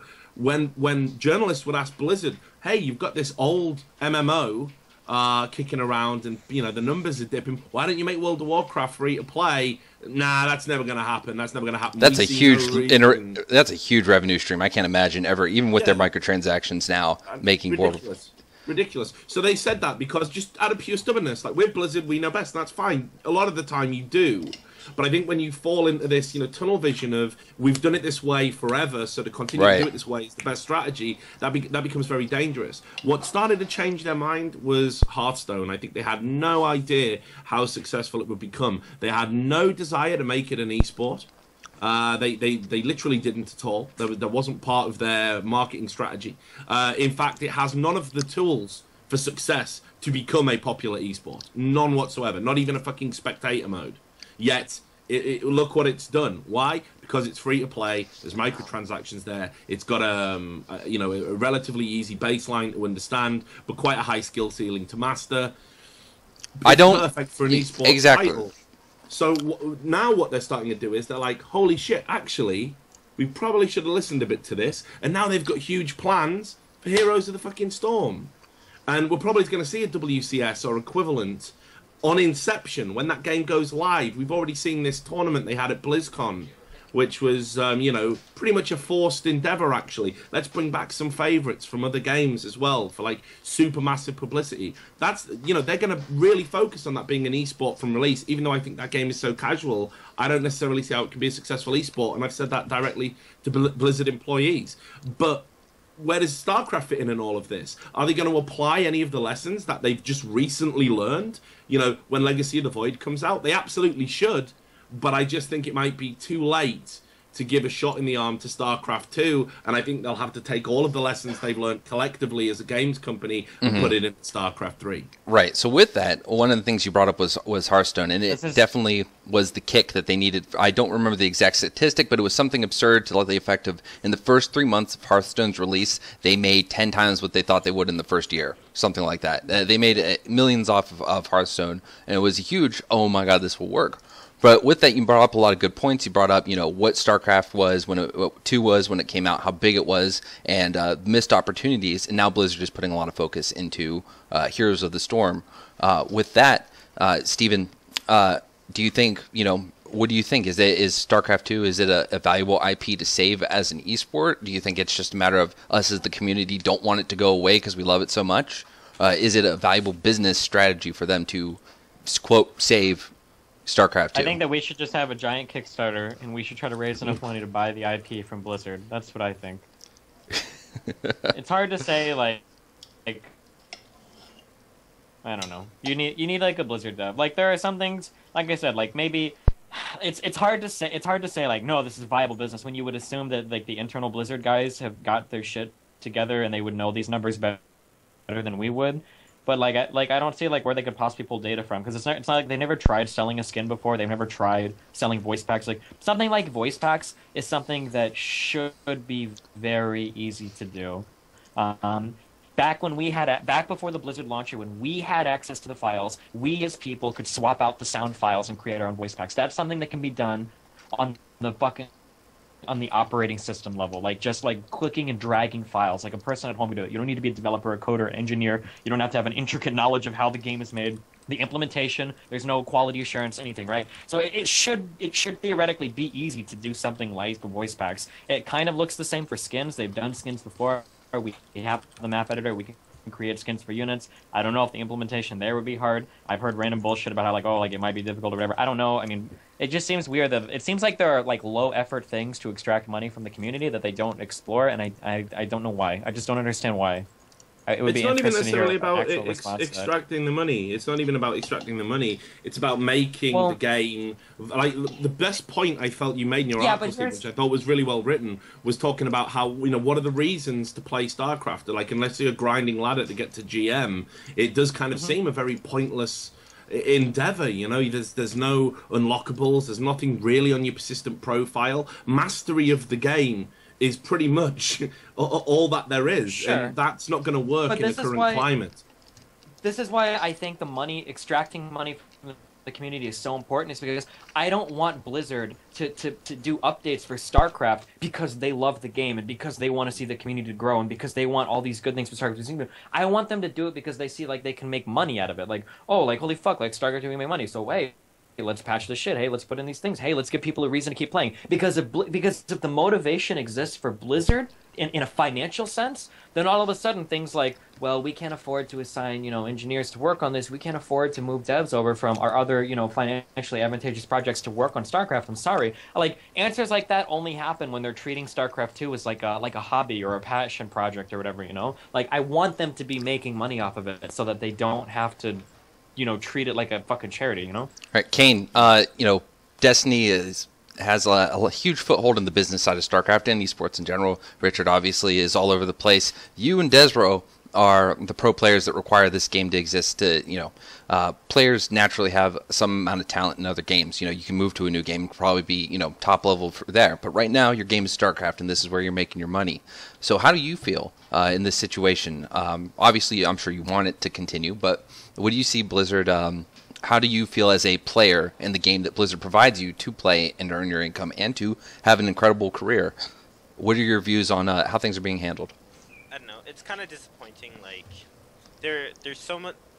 The thing that gets me is they're not being completely transparent. It feels like if they are completely transparent, and they set out what their goals were, what they're planning to do, what they're working on at the moment, where their resources are going, I feel like that would be absolutely perfect. Okay, I feel like there would be a lot less disdain from the community towards them. I don't know. Like right now it just feels like the community's really pressuring Blizzard, and Blizzard keeps giving these half transparent, half fluffy answers, like Destiny kind of said yesterday.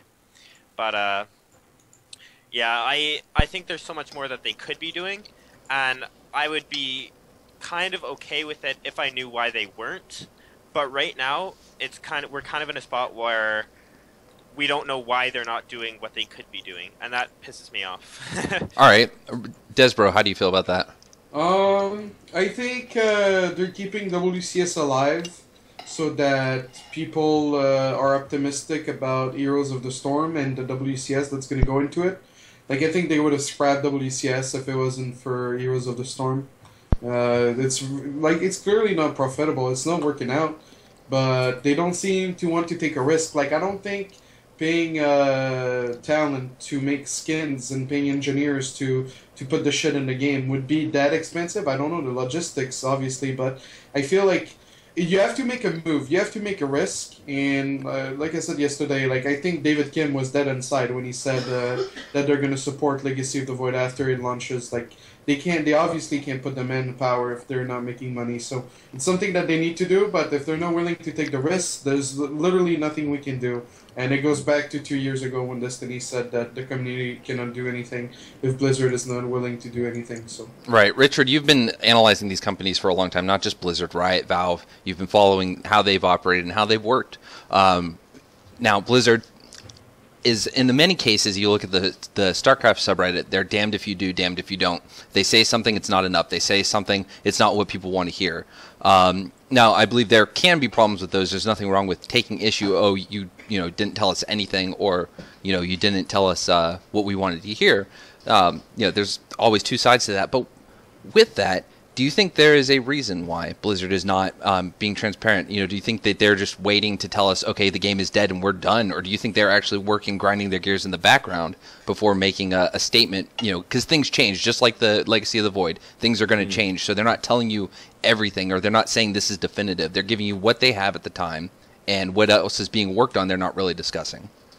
Blizzard's major fault is they're caught between two. There's only two right ways to operate as a games developer. If you're supporting a persistent title, something that needs constant updates, and that is you can be inactive but vocal about why you're inactive, or about things that might be coming in the future or whatever. And I'm pretty sure we can, think of examples of, companies that have games where maybe they don't update it very often. There's not a lot of new content, but we're always talking about stuff that we're gonna do or whatever. You can be that company, or you can be the company like Valve that doesn't have a lot of community interaction, but they just let their frequency of updates do the talking. In fact, Valve is, they're improving at it all the time, but they're still quite bad in communicating directly with the community. But if you look at the number of updates for CSGO, we had a huge controversy at DreamHack with the Fnatic boosting issue, and boom, that map is now patched. That boost will never happen again. There will never be that controversy again. And Valve were actually on site to witness it, witness the crowd reaction, witness the media aftermath, and within a few days after the event, it was fixed. That's you can be one of those two. Blizzard are inactive and silent. That's not going to work for a community. It's that simple, and they should really have the wherewithal to realize that. I've seen the guy. Stephen will tell me his name, I'm sure. I've seen the guy on Reddit that kind of handles all the Blizzard PR, but he just talks in doublespeak. It's never satisfying. It doesn't answer any questions. It just says things like, "Well, we've had discussions about it." Well, that's great. What we need is something substantial to come out of those discussions and to be communicated to us. Did you arrive at the conclusion there's no point in patching the game anymore or adding new content because of these reasons? If so, tell us. Maybe they will be reasonable about it. But they don't. They're silent and inactive, and it's a ridiculous standpoint for a company of that stature and size. Yeah, but Valve doesn't even, they post once a year on the subreddit. They're not but as they're active in terms of patching. Yes, but the difference Valve is... very, very active. Very, very active. You can't but it's like Valve. a public versus private company. The Blizzard has investors, for them to do Okay, what you're spins. talking about is back at... Yeah, but we could get into a whole conversation now on the ethics of, do you think a company should owe themselves to their shareholders, to their customers? It's one of the worst things about a publicly traded company is that their number one obligation becomes to the shareholders instead of the customers. That's a whole other.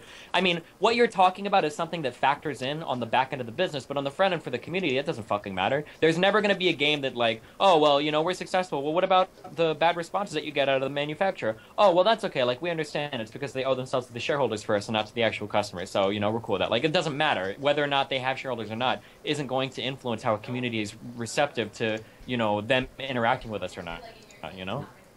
And I think this is the point, you know, that Blizzard really need to focus on, and certainly I think they'll do it better for other games. You know, and they've said we're going to change when you know, Legacy of the Void comes out, and that's great. But ultimately, the fundamental problem, the reason the community is so burned out, the reason so many people have kind of given up hope that the game's going to have this resurgence, is because Blizzard just haven't effectively communicated anything. One PR guy in a subreddit is ridiculous. Like, when you think about how Riot are just consistently in the League of Legends subreddit telling you about, you know, updates to stuff, implementing feedback of every little piece of shit. You know, oh, well, if you if you press Q while you're playing as Sona and you have a certain skin, the game, you know, goes blank for like half a second, and you can't see where you are, and that'll get upvoted to the top thing, and it's fixed in the next patch. And you'll get Riot people, yeah. And Riot people say, thanks for bringing it to our attention. You know, Riot is such a reactive, you know, company. I mean, again, a lot of the time to their detriment. They're not proactive, they're very reactive. But actually, in terms of the community love that because they see a direct impact from their feedback. Can anyone in StarCraft fucking say that? Okay, so we don't want... All right, well, so... My favorite thing... Wait, real fast, because this is really fucking funny, really relevant. And I mean, Richard and I both know, right? Everybody has problems with Riot, and Riot's definitely not perfect, right? But they do some things really well. My favorite things is, like, when you talk about ban transparency, oh my fucking god. There are people that complain about how, like, oh, dude, I just got permabanned, or I just got fucking... muted for X amount of games. It's fucking bullshit. And people complain about on forums. When that fucking Riot Light guy shows up and starts copying and pasting things out of people's fucking game logs, those are the funniest fucking posts in the fucking world to read. Because it shuts the person up immediately. Because they're always fucking retarded. Like this one guy was talking about, like, oh, like I didn't do it. And then fucking Riot Light comes on and he's like, oh, that's weird because I just pulled this out of your game logs. And it's like, and the guy's saying, like, kill yourself, you nigger, you're a fucking Jew piece of shit. I hope your whole family dies. And you know, the guy like doesn't respond anymore and just fucks off. Like, yeah. All right. So I like to read those posts in like a British accent, like, you know, just imagine him saying, "Well, you referred to this person as a smelly Negro," and you know, just okay. It's so fucking funny. Derailed side point. Do you not read in a British accent? Like, does your mind not think British accent when you just read text? No. I don't necessarily convert it into a miniature Christopher Hitchens to narrate everything for me. No, that doesn't happen. Okay. But yeah, it's just that it's, you know, Riot are interactive.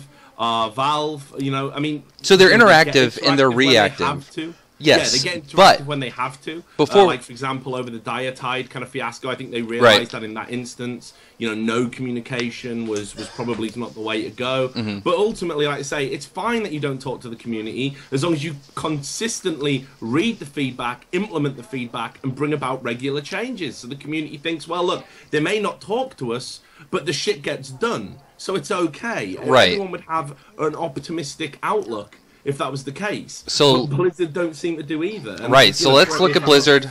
Let's look at Blizzard from not. Oh God. I'm sorry.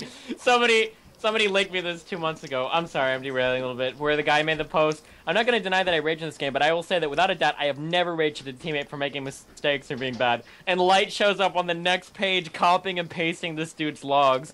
Jesus fucking Christ. Shut the fuck up, you useless nigger. You're fucking garbage. Ari, fucking moron. Commit suicide, you fucking stupid shit. I'm done. Sorry. Like on the second page, I think I linked it. The second post, the guy's fucking logs. This guy turned his 2-week ban into a perma ban. Light made it a perma ban. That's awesome. All right. Hopefully my mic is a little better. Sorry, guys. So let's, before we go to Blizzard action, Blizzard's, you know, how they go about making their decisions and their choices. I wanted to discuss, because something Destiny said I didn't quite agree with was, I wish you hadn't said anything at all. And that kind of goes back to that, you know, with the way community responds to certain things, sometimes Blizzard's damned if they do, damned if they don't respond. So, Steven, with that, what is this, just a concise statement that they could have said to you that doesn't confirm action, but it confirms that they are genuinely working on this. So it's a non-answer. It's not telling you exactly, yes, we see what you're going to do, and about this specific one, this is what we're thinking. This specific one, this is what we're thinking. But we see what you're saying, and we are working towards it. What could they have said to make you, I guess, to satiated you until action or, you know, an actual patch Just notes? The question that we asked earlier, why haven't you implemented something like voice pack, something that seems easy to do? What's the barrier here? Is it too much dev time? Do you think it's a QA problem? Do you think, like, why hasn't this been implemented? It seems easy to do. We could do it before you change the launcher. Why haven't you done it yet? That would be my question. So just why things they've tossed around as to negatives as to why it hasn't happened. Yeah, why hasn't it happened yet? What's keeping you from doing it? Okay. All right, so now let's move into action. We know that StarCraft takes a long time. They come out. There's been some changes that go pretty fast. They say, hey, this is going to happen. I imagine that the Widowmine change is going to go through pretty fast. We have a lot of data from tournaments and players, you know, people speaking to that. This is going to be a change that happens quickly. But there are some that take longer. They put them into the test realm. They make everyone go. So if you wanted to see Kane, you know, you're directly affected by this.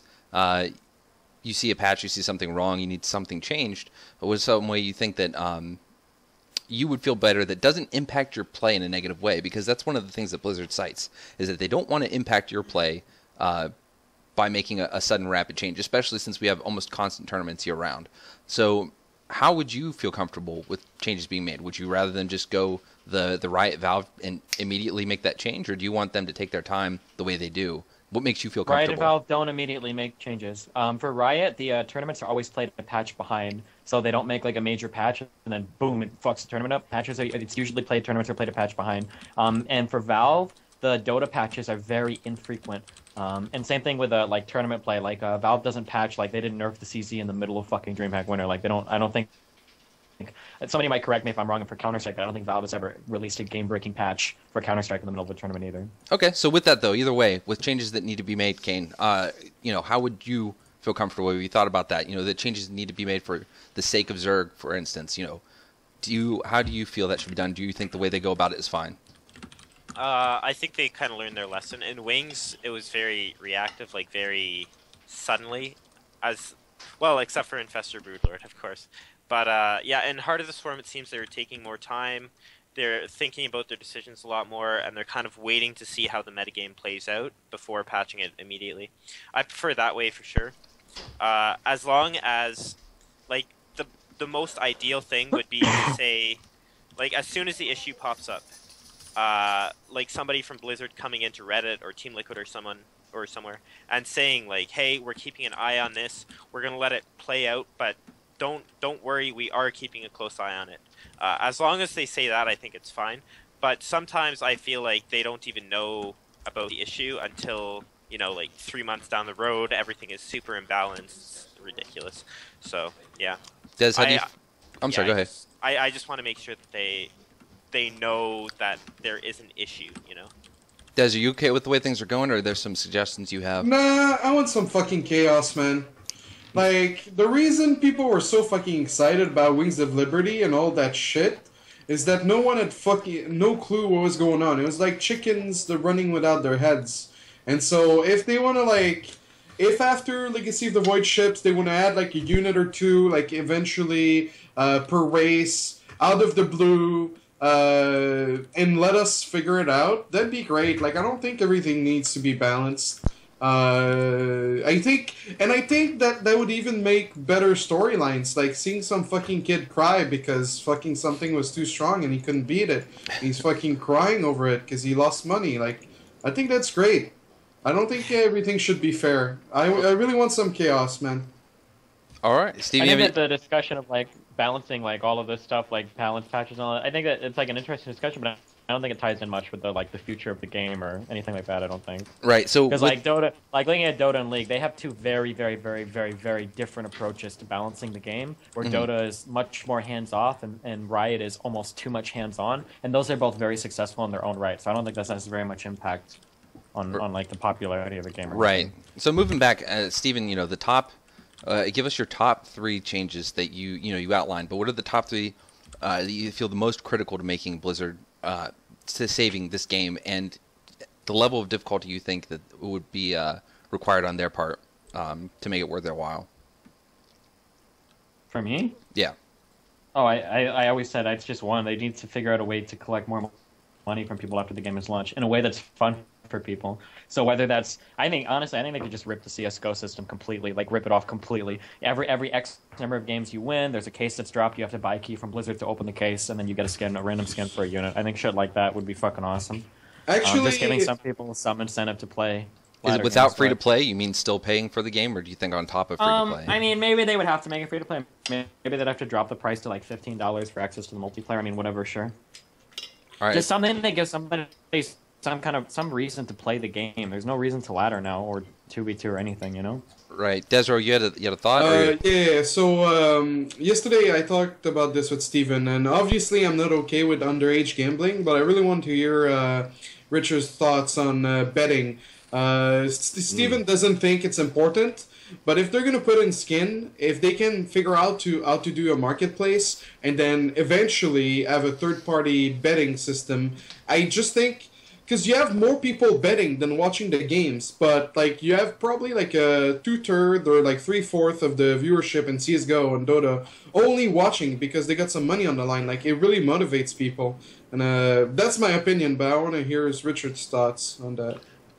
So I've said it for many years that I think gambling, because we're not prudes about it over here in Britain, like you, well, certainly the Americans are. It boggles my mind that gambling is illegal. Indeed, in the other countries where I believe in Korea, where it's illegal, unless although they do have casinos there, but only non-Korean nationals can gamble in those casinos. I think is the correct. That's certainly how it used to be. I don't know if that's still the case. I'm sure a Korean will be able to correct me.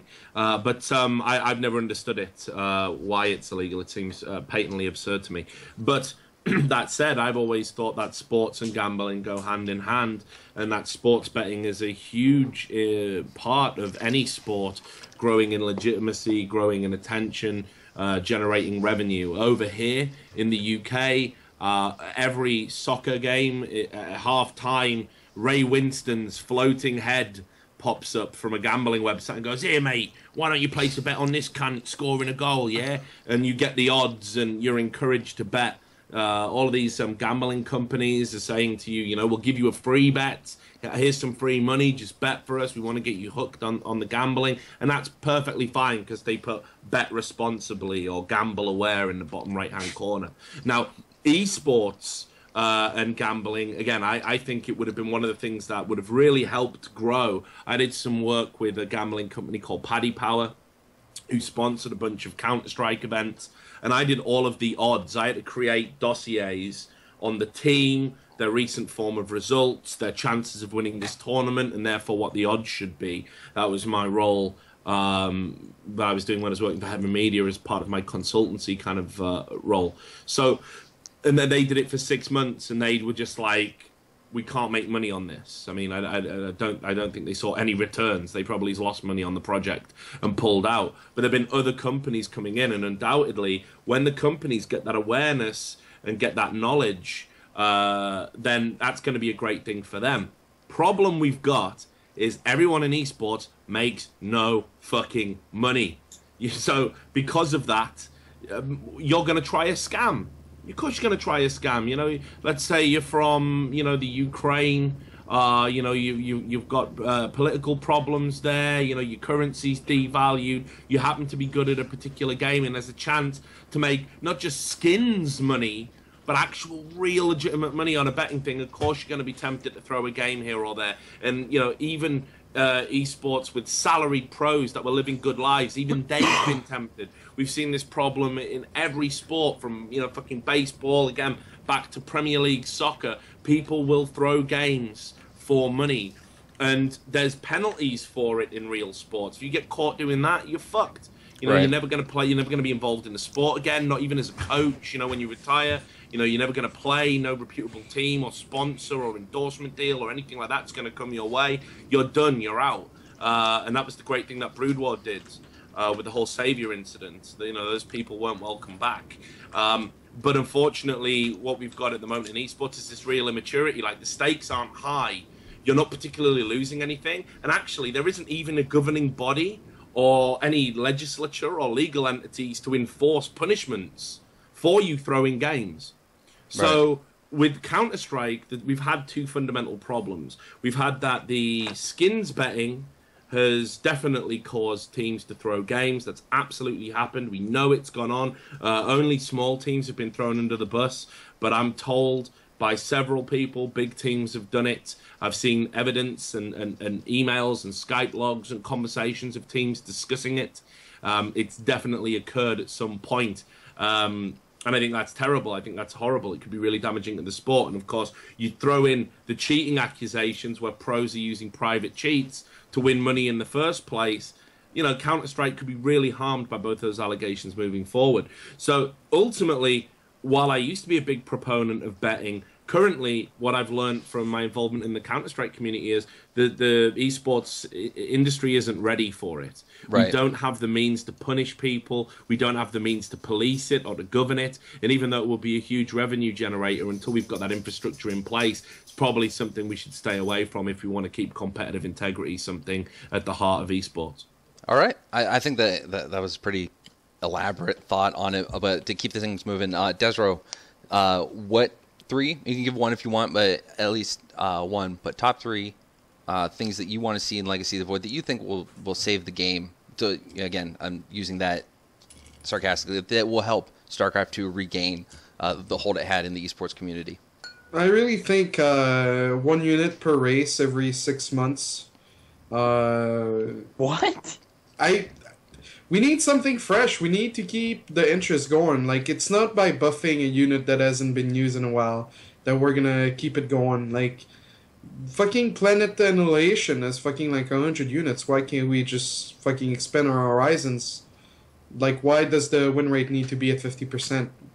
We need, like, how can we compete with Dota and Heroes and League when they have like 100 champions and they have so many? Expand the 2v2, 3v3, and 4v4 more. They could have they should just have a totally separate balance for like team games. Team games is where more people would play anyway. It's fun to play with friends. Who wants to go fucking grind 1v1 all the time? I don't think that it makes sense to make that a lot more fresh and interesting, because to be honest, 99% of 100% of players below Diamond haven't even explored like the full depth of what the game can even offer. Like, do you think that kids in Gold League use Vipers? Yes, or do you think that kids in Silver League are like, no, come on, like really, like honestly, like abduct units and kill them, or like when the fuck was the last time? I bet it's been like 400 years since anybody's even used Neural Parasite, like in fucking Silver League or something. Like what, like.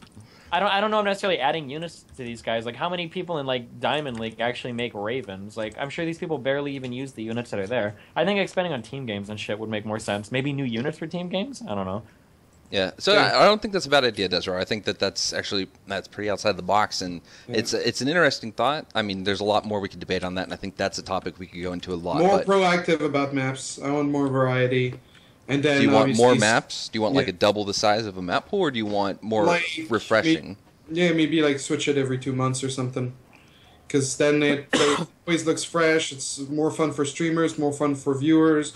You have new builds coming out.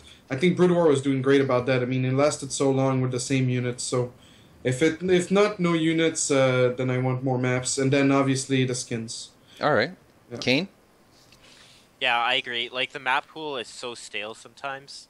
I don't know. I would like to see some really cool features. Like, even the maps Total Biscuit was using for his Shoutcraft's Clan Wars, I think it was called.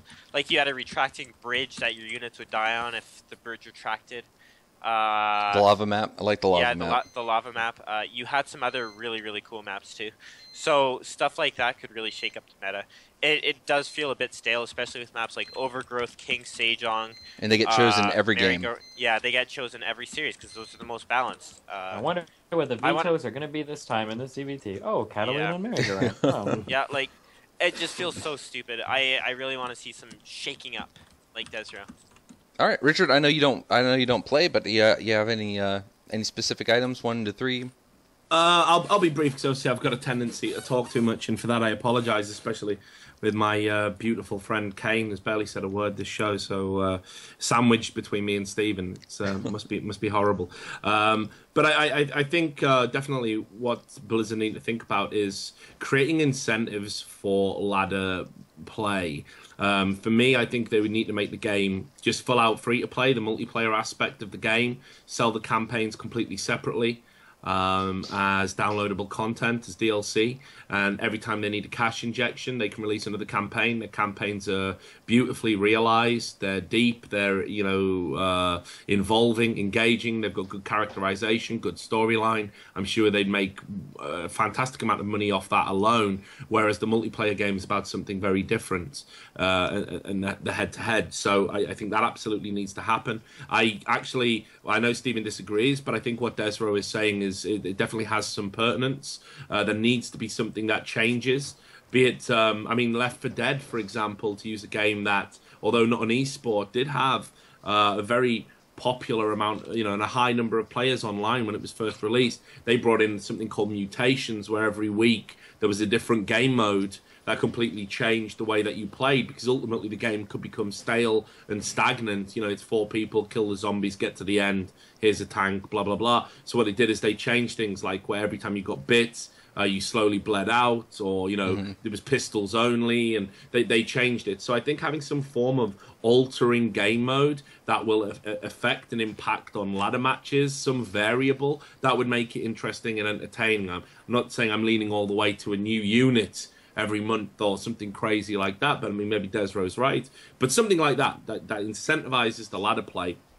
And ultimately, you've got to have unlockable and purchasable content. You need to be able to customize your gaming experience, even if it sounds stupid. And I remember when I first played League of Legends, I was like, who the fuck is going to buy a skin?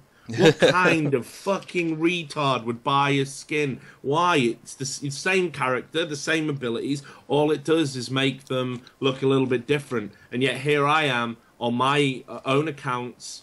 I've purchased skins. I've given money, and I haven't even really thought about why I've done that, but I've done it because it's nice to play with a champion that looks a little bit different. And some of the skins are better than the original fucking artwork and are really well conceptualized. And there's no way that StarCraft fans and StarCraft players aren't going to be into that. Fucking just need. Wait, sorry, with that, if anyone can draw up a concept, if they're good with Photoshop, off what Richard is saying about skins, like one of the first thing that came to my mind when Destiny posted that is, imagine a battle cruiser that looks like with the Fnatic colors, like black with like the gold trim and shit like that. Like one of the coolest guns I have in Counter-Strike is a Fnatic pistol. Like that would be so awesome to see. Here's another thing. So okay. This was going to be my final point. Steven's talking about kind of effectively ripping the Counter-Strike system wholesale, which of course actually was originally the Team Fortress 2 system, and then it became the Dota 2 system, and then it became the Counter-Strike system. This is something that Valve have... TF2 was the great experimental grounds for Valve, where they looked at how microtransactions might work and how we create sub-economies within communities. It was one of the most revolutionary games that's ever been created, and there's theses written about the development of Team Fortress 2. It was so ahead of the curve, and the success of Dota and the success of Counter-Strike wouldn't have been possible without it. So that needs to be recognized. But one of the things that I absolutely think that we need is, if Blizzard recognize players, and players are very individuals. They're individuals. I think being associated with an organization is almost anachronistic for a StarCraft player. I think you should just be almost like an individual, perhaps even with your own brand and identity. Well, why is it that if I can buy, they're going to do this in Counter-Strike, right? And buy a sticker of an individual player. I can be I can support Flusher. I can support Forrest. I can support Get Right and have his sticker, of his face on the side of my gun while I'm playing. That's going to make those individual players who control those image rights a fucking fortune. Now imagine having some form of customization like that in StarCraft, where you could have a unit color scheme designed by a Jaedong or by a Destiny, dare I say it. These kind of things will be hugely popular, and maybe it isn't just customizable color schemes or whatever, because or how units look. I'm a little bit ignorant about StarCraft. I make no bones about it. But avatars, things like this that we can purchase, where the money doesn't just go into Blizzard and go into prize pools. It supports the fucking players that we love, that play this game and make us want to stay involved in this game. Things like that, I think, once again, Valve is so ahead of the curve, and I think that would be win-win for everybody if StarCraft could implement something similar. Absolutely. All right, so that wraps up a lot of stuff. But before we finish the topic, a question just came in. We're going to go through some questions, and this one happens to just segue nicely out of where we are. I'm not familiar with the Super Smash Brothers scene. I am, however, familiar with Nintendo and how they have acted against Let's Play and different gaming communities that use their games. So this person writes, it's Fear Dragon actually, and he's like. He basically brings up how Nintendo worked against. And he's like, so we're talking about, yes, there's stuff that Blizzard needs to do. But the Smash Brothers scene is a great example of how the developer was actually hostile towards the scene. And yet we saw resurgences and great growth and development and flourishing participation in the Smash Brothers esports scene. So with that, his TLDR is, what should we as a community be doing to build up our scene that we're not doing? I'm a believer that the community makes the esports and the scene work. The developer can help, but it's a limiting factor. Destiny, you produce a lot of content, you develop tournaments, and you are a huge factor in the StarCraft scene. So as from your perspective, do you think there's something you or other content creators could be doing in lieu of what Blizzard is doing or not doing, for the scene? Just directed at me? Yes. Wait, so what's the question? Is it how to make... So Smash Brothers, Nintendo hostile towards Smash Brothers community. Yeah. So you create a lot of you make a lot of content for the community. You do a lot for the community, as far as developing tournaments and being a participant. So when you see the Smash Brothers community succeeded without the help of Nintendo, do you think there are things that the StarCraft II community can do in lieu of Blizzard doing or not doing things, or do you think we are... How is the Smash Brothers community succeeding? From what I hear, prize money do they pay out in tournaments? Who's their most popular streamers? What kind of viewership does their tournaments get? Rich, do you follow that? Because I don't. So again, like I said at the beginning of that, I don't follow Smash Brothers. I'm not bailing you out like that. I said I don't know the Smash Brothers. I mean, the difference is the you are Quake just community. it, bro. The Quake community, quote unquote, succeeded for a long time. But I mean, there's a big difference between being like a top. What we're talking about is making StarCraft II like a top premier esport, like one of the top 4 or 5 esports in the world. I'm not talking about just having a community that's alive. Like the StarCraft II community is not in danger of dying. It's always going to be there. It's just a matter is it going to be enough to sustain the income of more than 3 or 4 people versus like League of Legends or Dota or Counter-Strike or what StarCraft used to be, sustaining the income of, dozens or even hundreds of people. Okay, so with that, I don't think Super Smash Brothers, I don't want StarCraft 2 to be that small. Like that community is very small at the moment, I think. I think what Ravi just posted in the chat is that Smash Evo 2014 got 140K concurrent viewers.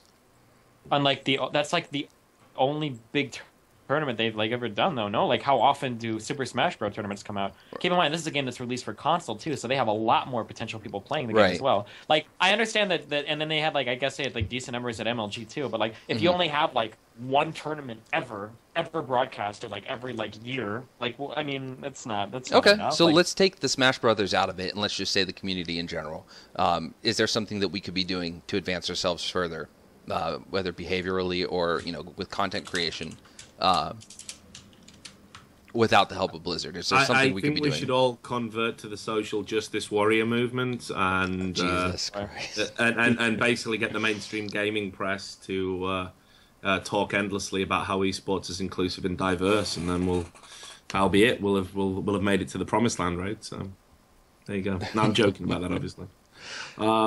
But yeah, look, just to tie into the point that you're talking about with the Smash Brothers thing, which I know you've left behind, and I will let you get past that embarrassment of not knowing the topic before you brought it up, which is a hosting faux pas. I'm full of those. What I will say is that it's one of those things that right now, because it's vogue off the back of that documentary, and I had the pleasure of having a few beers with that documentary maker at DreamHack Winter just recently. He's a great guy with a great eye for a story and a narrative, and he's looking to do further esports documentaries. I pointed him in some directions I thought might be interesting, and hopefully that bears fruit. Mm-hmm. But it became vogue because of the success of that documentary. All of a sudden, other organizations wanted to get a piece of that perceived action. And it wasn't necessarily the game, and it wasn't necessarily the community. It was this kind of, swirling maelstrom of attention, because finally we had a good esports documentary, a real good one. Right. Not these ones where we do it on Kickstarter, we fleece you all for your money, we fuck off for 3 years, and then we basically give you a bunch of talking heads and bollocks, for 45 grand plus, no names mentioned. So I think that's why it became popular. It's almost like an enforced popularity at the moment, and I agree with Steve. I don't see this as an organically successful esports scene. I know a lot about the fighting game community, not so much the Smash community, but they'll always be involved in their game. They're super passionate about it, but ultimately the idea of it coming into what we do in esports and it's somehow slotting in and working out, I don't really think it's going to, and I think a lot of organizations will walk away from it in 2015 because ultimately there's going to be better things to invest your money and time into. So that's my feeling on Smash. Again, I could be wrong. It's not a popular thing to say. I know what I'm supposed to do is drop to my knees and fillet the giant Kirby dick of Smash, but I'm not willing to do that because I don't believe it will be worth talking about in the esports space in 12 months. But yeah, so in terms of what behavior we can do to improve ourselves as a scene, Desrow is definitely the guy to ask about that. Yeah, let's hear it, Desrow. What? I think the Smash scene is really small, and they just have a lot of players and a lot of nostalgia, and I feel like the way it works with fighting games is like you can play one, but it's very easy to watch many others. They obviously did well at Evo. There's a lot of eyes on Evo. It's like the BlizzCon. It's like the World Championship of LoL. I don't think Smash has a bright future. From the feel I got to talking to like people like Liquid Ken, Nintendo didn't listen for Smash 4. They made it so that like even your grandma could beat you from time to time with a little bit of luck. So they moved away from the mechanics that made it so the skill gap is not as big from like the top player to like an average player. So I don't think they're gonna do well. All right, we're going to try to go rapidly through the rest of these because there's some good questions. Real quick, Righard Lewis, can you give us a very small, quick statement about your thoughts of CSGO being replaced as the main game for DreamHack? Or StarCraft II being replaced with just CSGO? Quick thoughts, it was inevitable. I don't think people should read too much into it because it was a report on HLTV.org, who historically don't have a good record of breaking stories.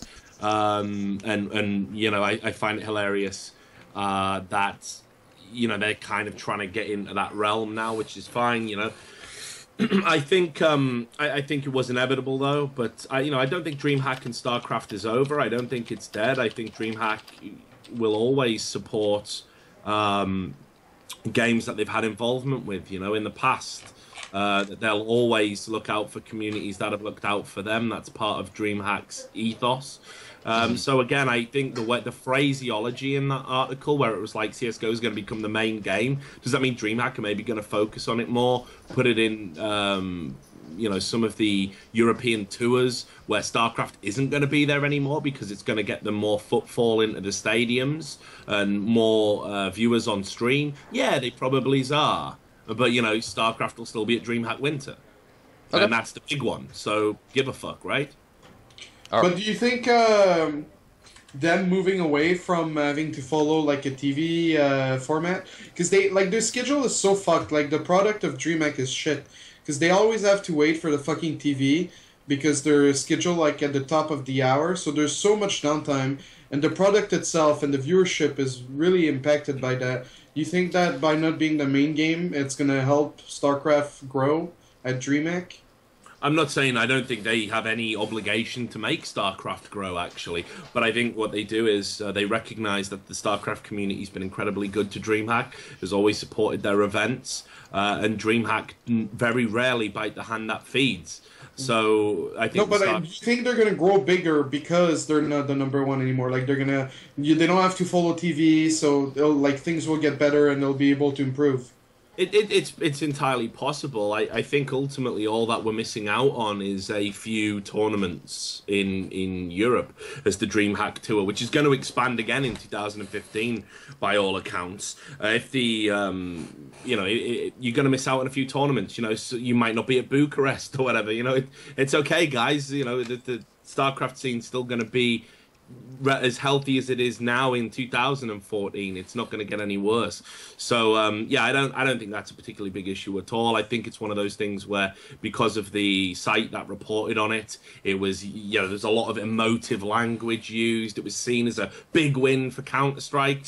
Counter-Strike already won, because it's had consistently way more viewers than StarCraft for some time now. It's a esport that's on the up. It's an esport that's developing. Hell, we're even getting StarCraft II players trying to play Counter-Strike. I never thought that would fucking happen in my lifetime. So, yeah, you know, the idea that we need some official drum-banging post about, look, we've officially overtook StarCraft. Anyone who knew anything about the scene already really knew that had happened, and that DreamHack were going to move accordingly with the industry, because if they don't, DreamHack go under, and then everyone's fucked.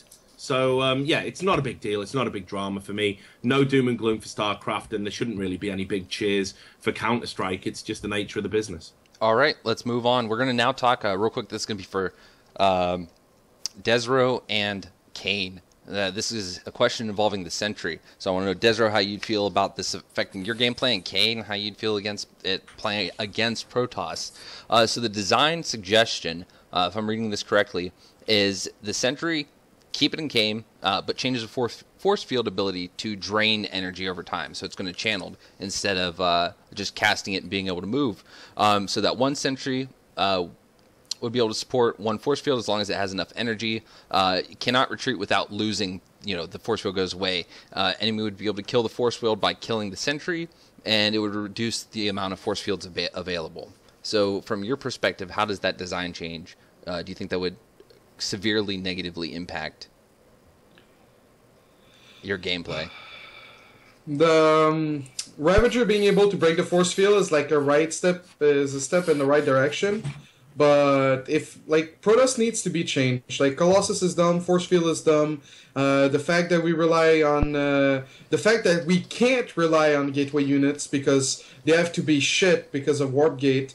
Just Protoss is entirely fucked. This draining thing, I mean, it's just Protoss needs to change, and they're trying to make it different with the Ravager breaking force field and Colossus, but they should really look at removing it. And this guy's idea is like, I don't know. I don't think it doesn't completely remove it, but it seems to make it. It would make it. You know, again, this is not Blizzard, guys. This is a guy's idea. It's a question. It's a theoretical. Like, question. if they do that and the Ravagers in the game, then it's just not going to work out. Like, okay, it's just Kane, now just how would you feel as Zerg with that in play? I mean, I agree that something does need to be done about force fields, about the death ball in general.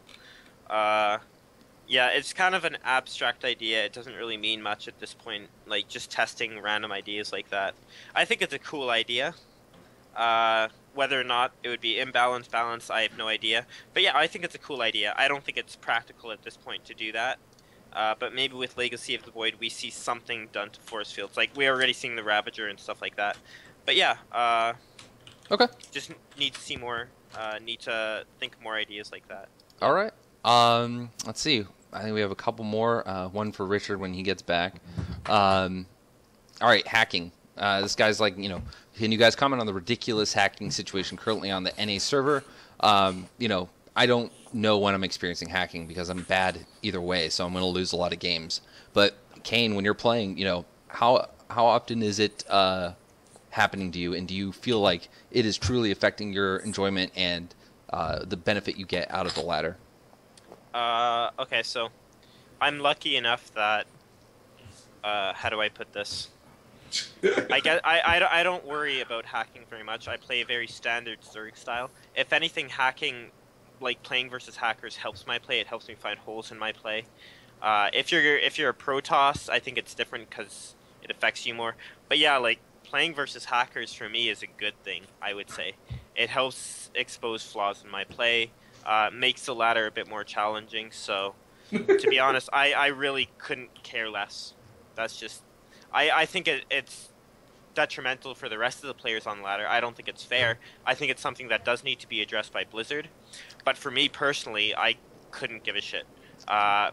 That's very selfish way of looking at things. So yeah, I think Blizzard obviously needs to look at it. I think they obviously need to take more action, whether that's more frequent ban waves, whether it's updating their detection software, something like that. I think it does need to be changed. So the way it works is when you report, after a certain amount of report, they look at it and then they ban the person. I don't know how many. It might be 5, might be 10, might be 15. The thing is, the StarCraft went on sales for $10. So, well, $20 for both. So these people just keep getting banned, and then they just start a new account and they do it again. So there needs to be a way for the act to get caught without a report, so that they get banned quicker. But like the game is already so cheap, they're just wasting money. So they're never gonna go away until like Legacy, if something is changed in the engine and the way bans are caught. I imagine that if they did make Legacy of the Void free to play, they would definitely have to implement some sort of leveling system. They said it was a standalone. It's not going to be free to play, but buying Legacy is going to be like $40, and then you don't have to buy Art of the Swarm or Wings of Liberty. Okay. I don't know if I agree that will be enough as far as what free to play would bring to the community, but that said, that's obviously a lot better to bring new people than the daunting idea of, I had to buy 3 expansions to get up there, just like World of Warcraft, for instance. So with that, moving on to Destiny. Wait. Yeah, go ahead. I want to know Destiny's thought on map hackers. How do That's you what we're going to. The salt. Oh, sorry. But thank you, Usually Desrow. they're annoying because they tend to be like BM as fuck, but everything that Kane said is pretty true. If there's somebody that's playing you as a map hacker and they're able to kill you with a certain timing every single time, theoretically any other player could metagame you with the same timing and kill you. So it does help patch holes in your play. If you play perfectly standard though, and a map hacker isn't able to cheese you out somehow, they tend to be very, very, very bad players. Like you can tell, like that death guy on ladder or whatever, that if you catch them in like standard macro games, they're really fucking bad. Like the control and everything will feel very off, that you're like top 50 GM and you're hitting players that can't split well, or that can't handle harassing you, or that can't do anything like that, All right, Richard, we're going to move to a different question for you. Okay. Now, I don't like the way this person worded it, but I like the question. Why do you stick with StarCraft? What is it about StarCraft that you love? Oh yeah, I did see that. I checked the thread out. Let me come on, let me read this guy's little moment out for him. Because I'm pretty sure I've seen this guy comment on my shit a lot.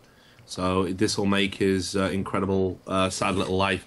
So Bamfalamfa. It's a 4-year account too. That's not a burn. Yeah, he's been around for a while, so he's a StarCraft original.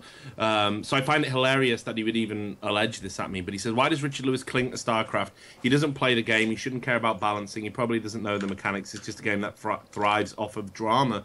So the reason why I stick with StarCraft, and I talked about it briefly in an earlier discussion, is that I've always been hugely interested in esports as a whole. I actually loathe the tribalism that we get into, like, Dota versus LoL, or Counter-Strike versus Call of Duty, or StarCraft versus everyone else, or whatever, I just find it absurd, because it's held the industry back for years, that we don't treat it all as one, holistic thing. People are starting to realize that now.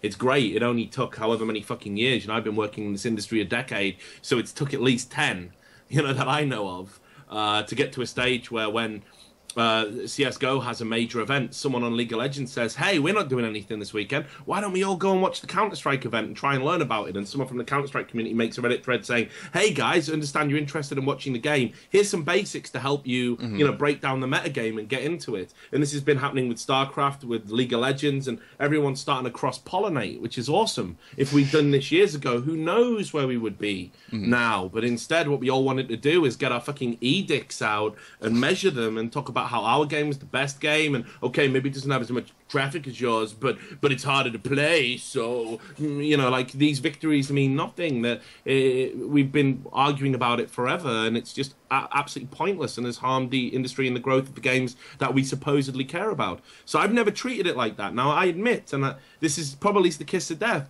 but I've always said it. I said I know nothing about StarCraft in 2010.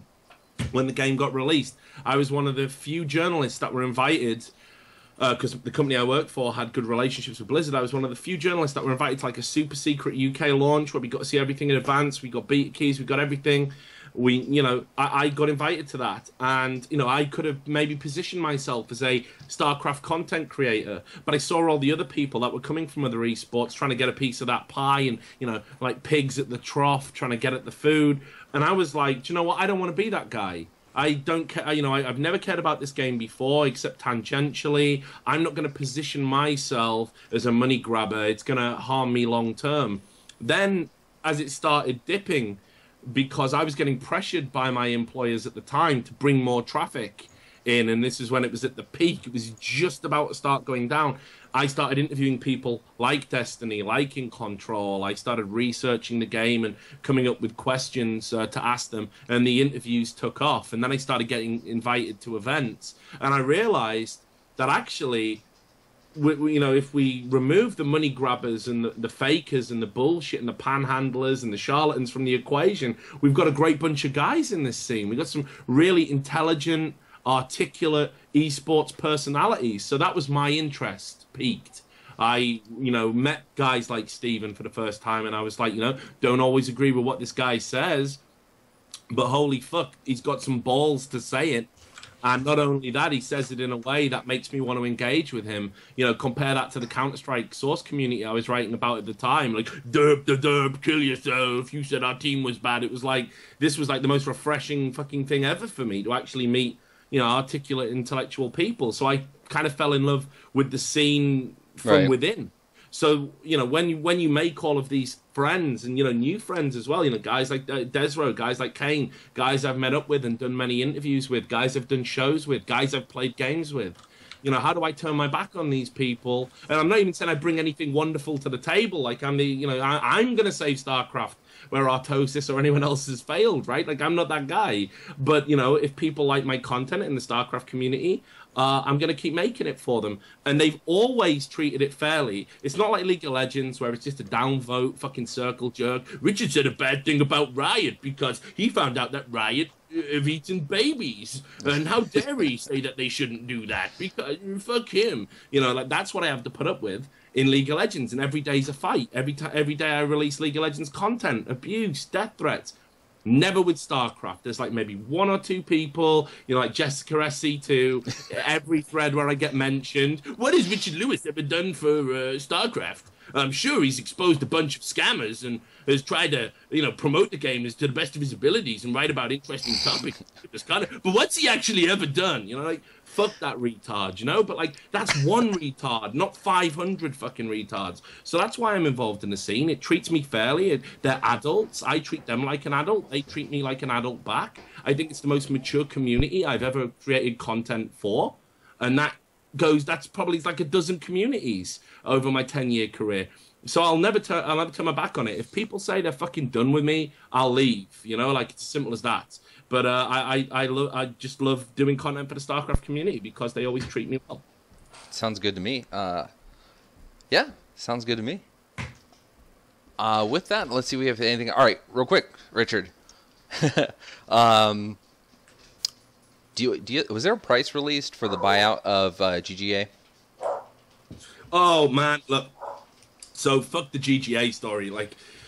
It's one of those things where it's like everyone wants to pretend that they know something, that they've got intimate knowledge about it because it's like the hot shit that everyone's talking about right now. So everyone's like, oh, hey, Richard, I know about GGA, but I can't tell you everything, and don't mention my name, but here's something. And then they just give you an amount, a figure, a little crumb of information. You talk to somebody else who's pulling the same shit because everyone likes to look clever to a journalist, which is how we get so many of our stories. Mm-hmm. And then they give you a completely contradictory figure. So I've heard everything from between $5 million, which is the lowest, to be fair.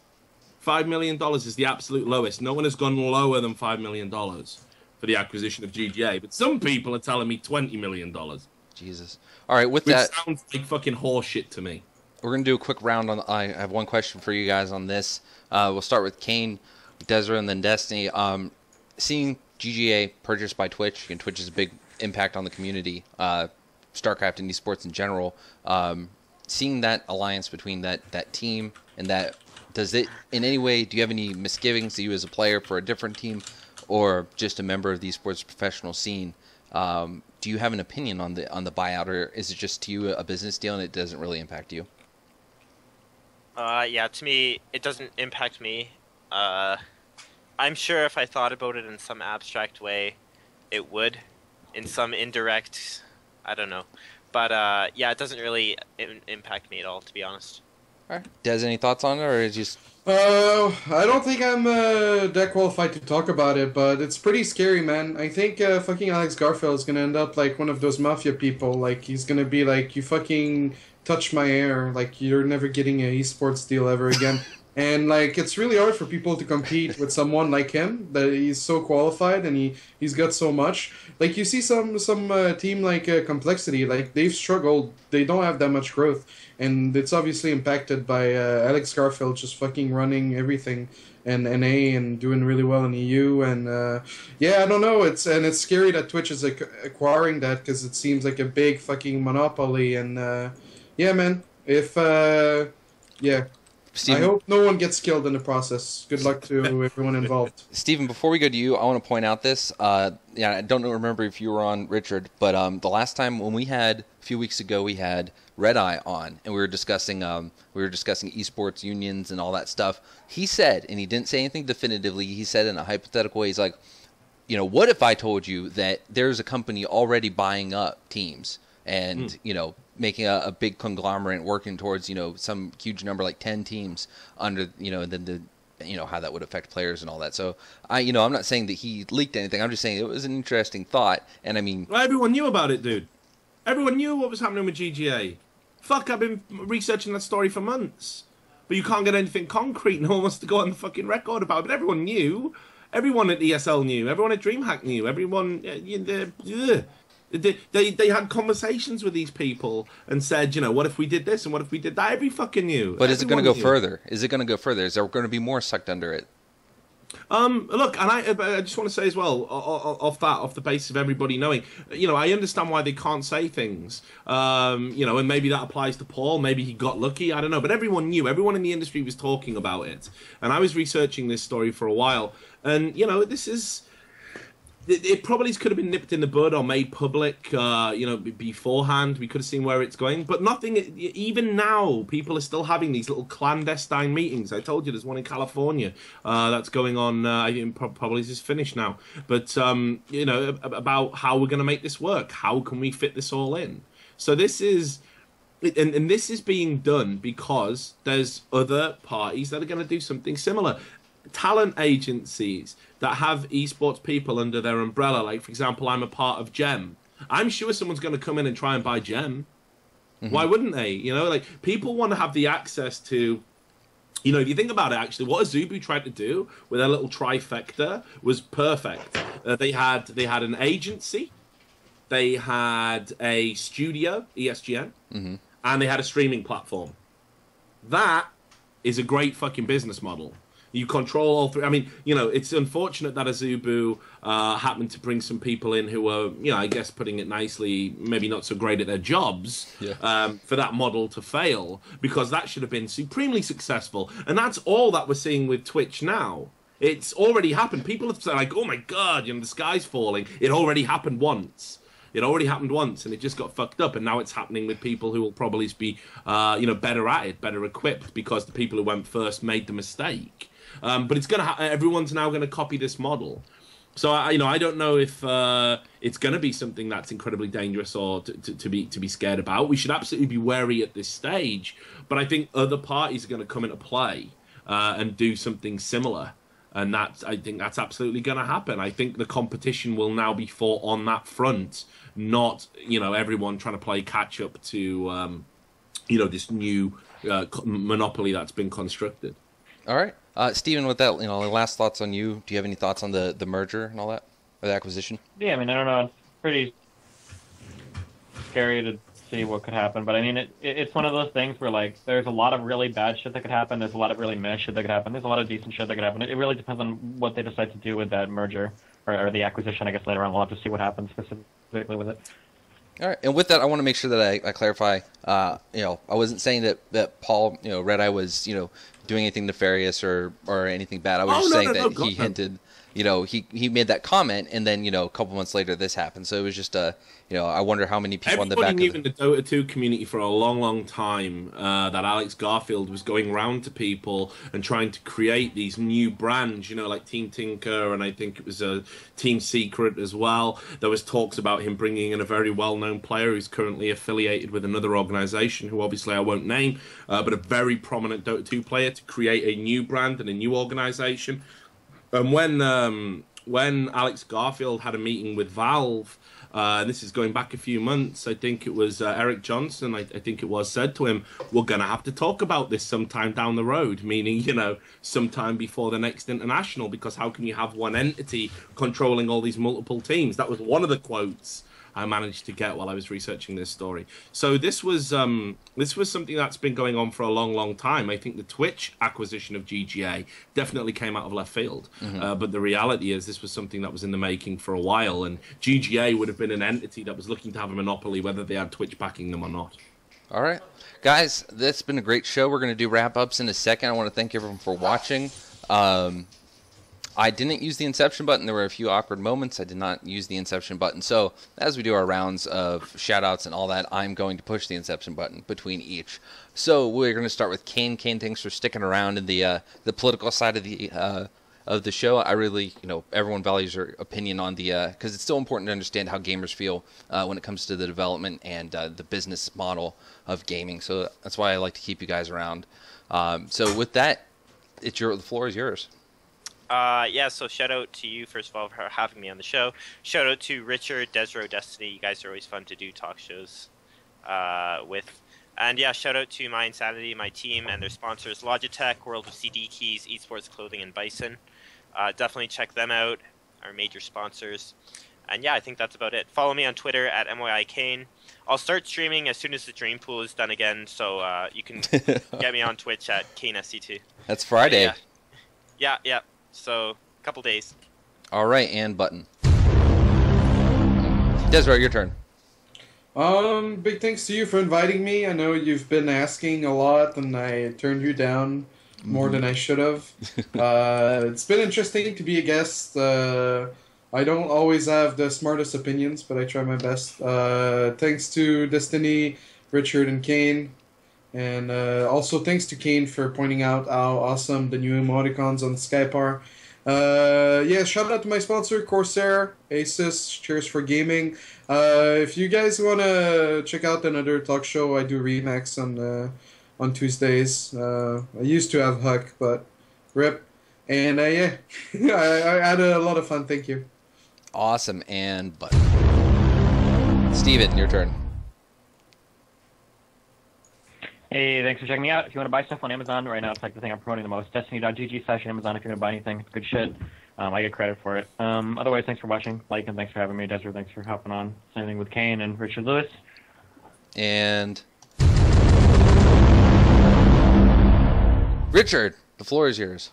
Thanks a lot for having me on. First of all, I want to say this show is much improved since the last time I was on, where it seemed to contribute to the downfall of a very prominent person's career, if I remember correctly.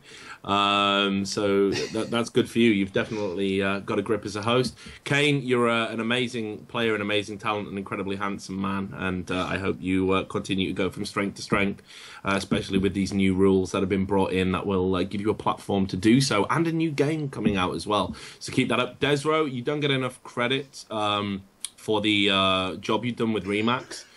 Which, although I know it's a rival show to this, is great. Did a great job of filling the void that Unfiltered left. If you could just keep people working with you, I think it could be really successful. That's a joke. I love you, really, brother. And of course, to Destiny. Look, I'm at your disposal if you ever want to do a show again. I get the impression that you don't, but 2015 is a big year. I want to I want to do an unfiltered kind of style Christmas special. I certainly hope you'll join me for that. To Daily Dot, thank you for keeping me employed, despite the fact I'm sure you get emailed daily about what a douchebag I am. And to all the people who tuned in for this show and tuned in for all of my content, thanks very much. Hope you all have a lovely evening, and thanks for allowing me to be a guest. All right, and thank you, Richard. It's my turn now. Thank you, Kane, for coming. Come a lot, and it's really glad to have you here. Yep, Kane is a whore for the finest of Swedish bus station skanks. But thank you for coming, Kane. You're always awesome to have. Desrow, thank you for coming finally. Yeah, I bug you all the time. In fact, I believe once upon a time before you started Remax, I invited you to start this show with me. But, you know, I'm glad we have both shows. I actually really like it. I think that it's good for the community that we have each of them. And yours has been doing really, really, really, really well. So, awesome. Thank you for coming. Richard, thank you. You've been pretty supportive from the beginning, and I really have enjoyed having you the couple times I have. And StarCraft needs shows like yours, man. Don't be discouraged. Keep doing what you're doing. Thanks, buddy. And it's always great to have you. And, you know, you could honestly, you make the content yourself. I could just let you and Destiny go on forever. But then we'd stick on one topic for a day. So yeah, I know. I'm an asshole. I do talk too much. When I was like, ooh, Kane's here and Desrow's here. Like, and I'm gonna come on and just be a prick and talk over them, but I still couldn't help myself from doing it, so I apologize profusely. And yeah, it's all good. And Destiny, is always a pleasure to have you. Great working with you. Thank you all for tuning in. Oh fuck! Oh, I see how it works. Okay, you can't see it. Damn it! All right, I'll show you after this. Anyway, I bought this button. Right, so it's this little red button. It's kind of to replace the Inception button. And what happens is when I flip it open, apparently that's how it works now because it wasn't working for me earlier. I'll flip it open and this countdown starts. Well, if I fucking slam the thing, a nuclear explosion goes on the screen. So I was kind of thinking of that, maybe to replace the Inception button. But maybe I'll just do that when I stream games and I beat someone. Then I blow up the screen. Fucking hell, it'll never get pressed. All right. Oh, Gold League scrub. Anyway, thank you all for coming at LikeandGTV on Twitter. Follow here, and that's it. Thank you all for coming, guys, and we'll see you next week.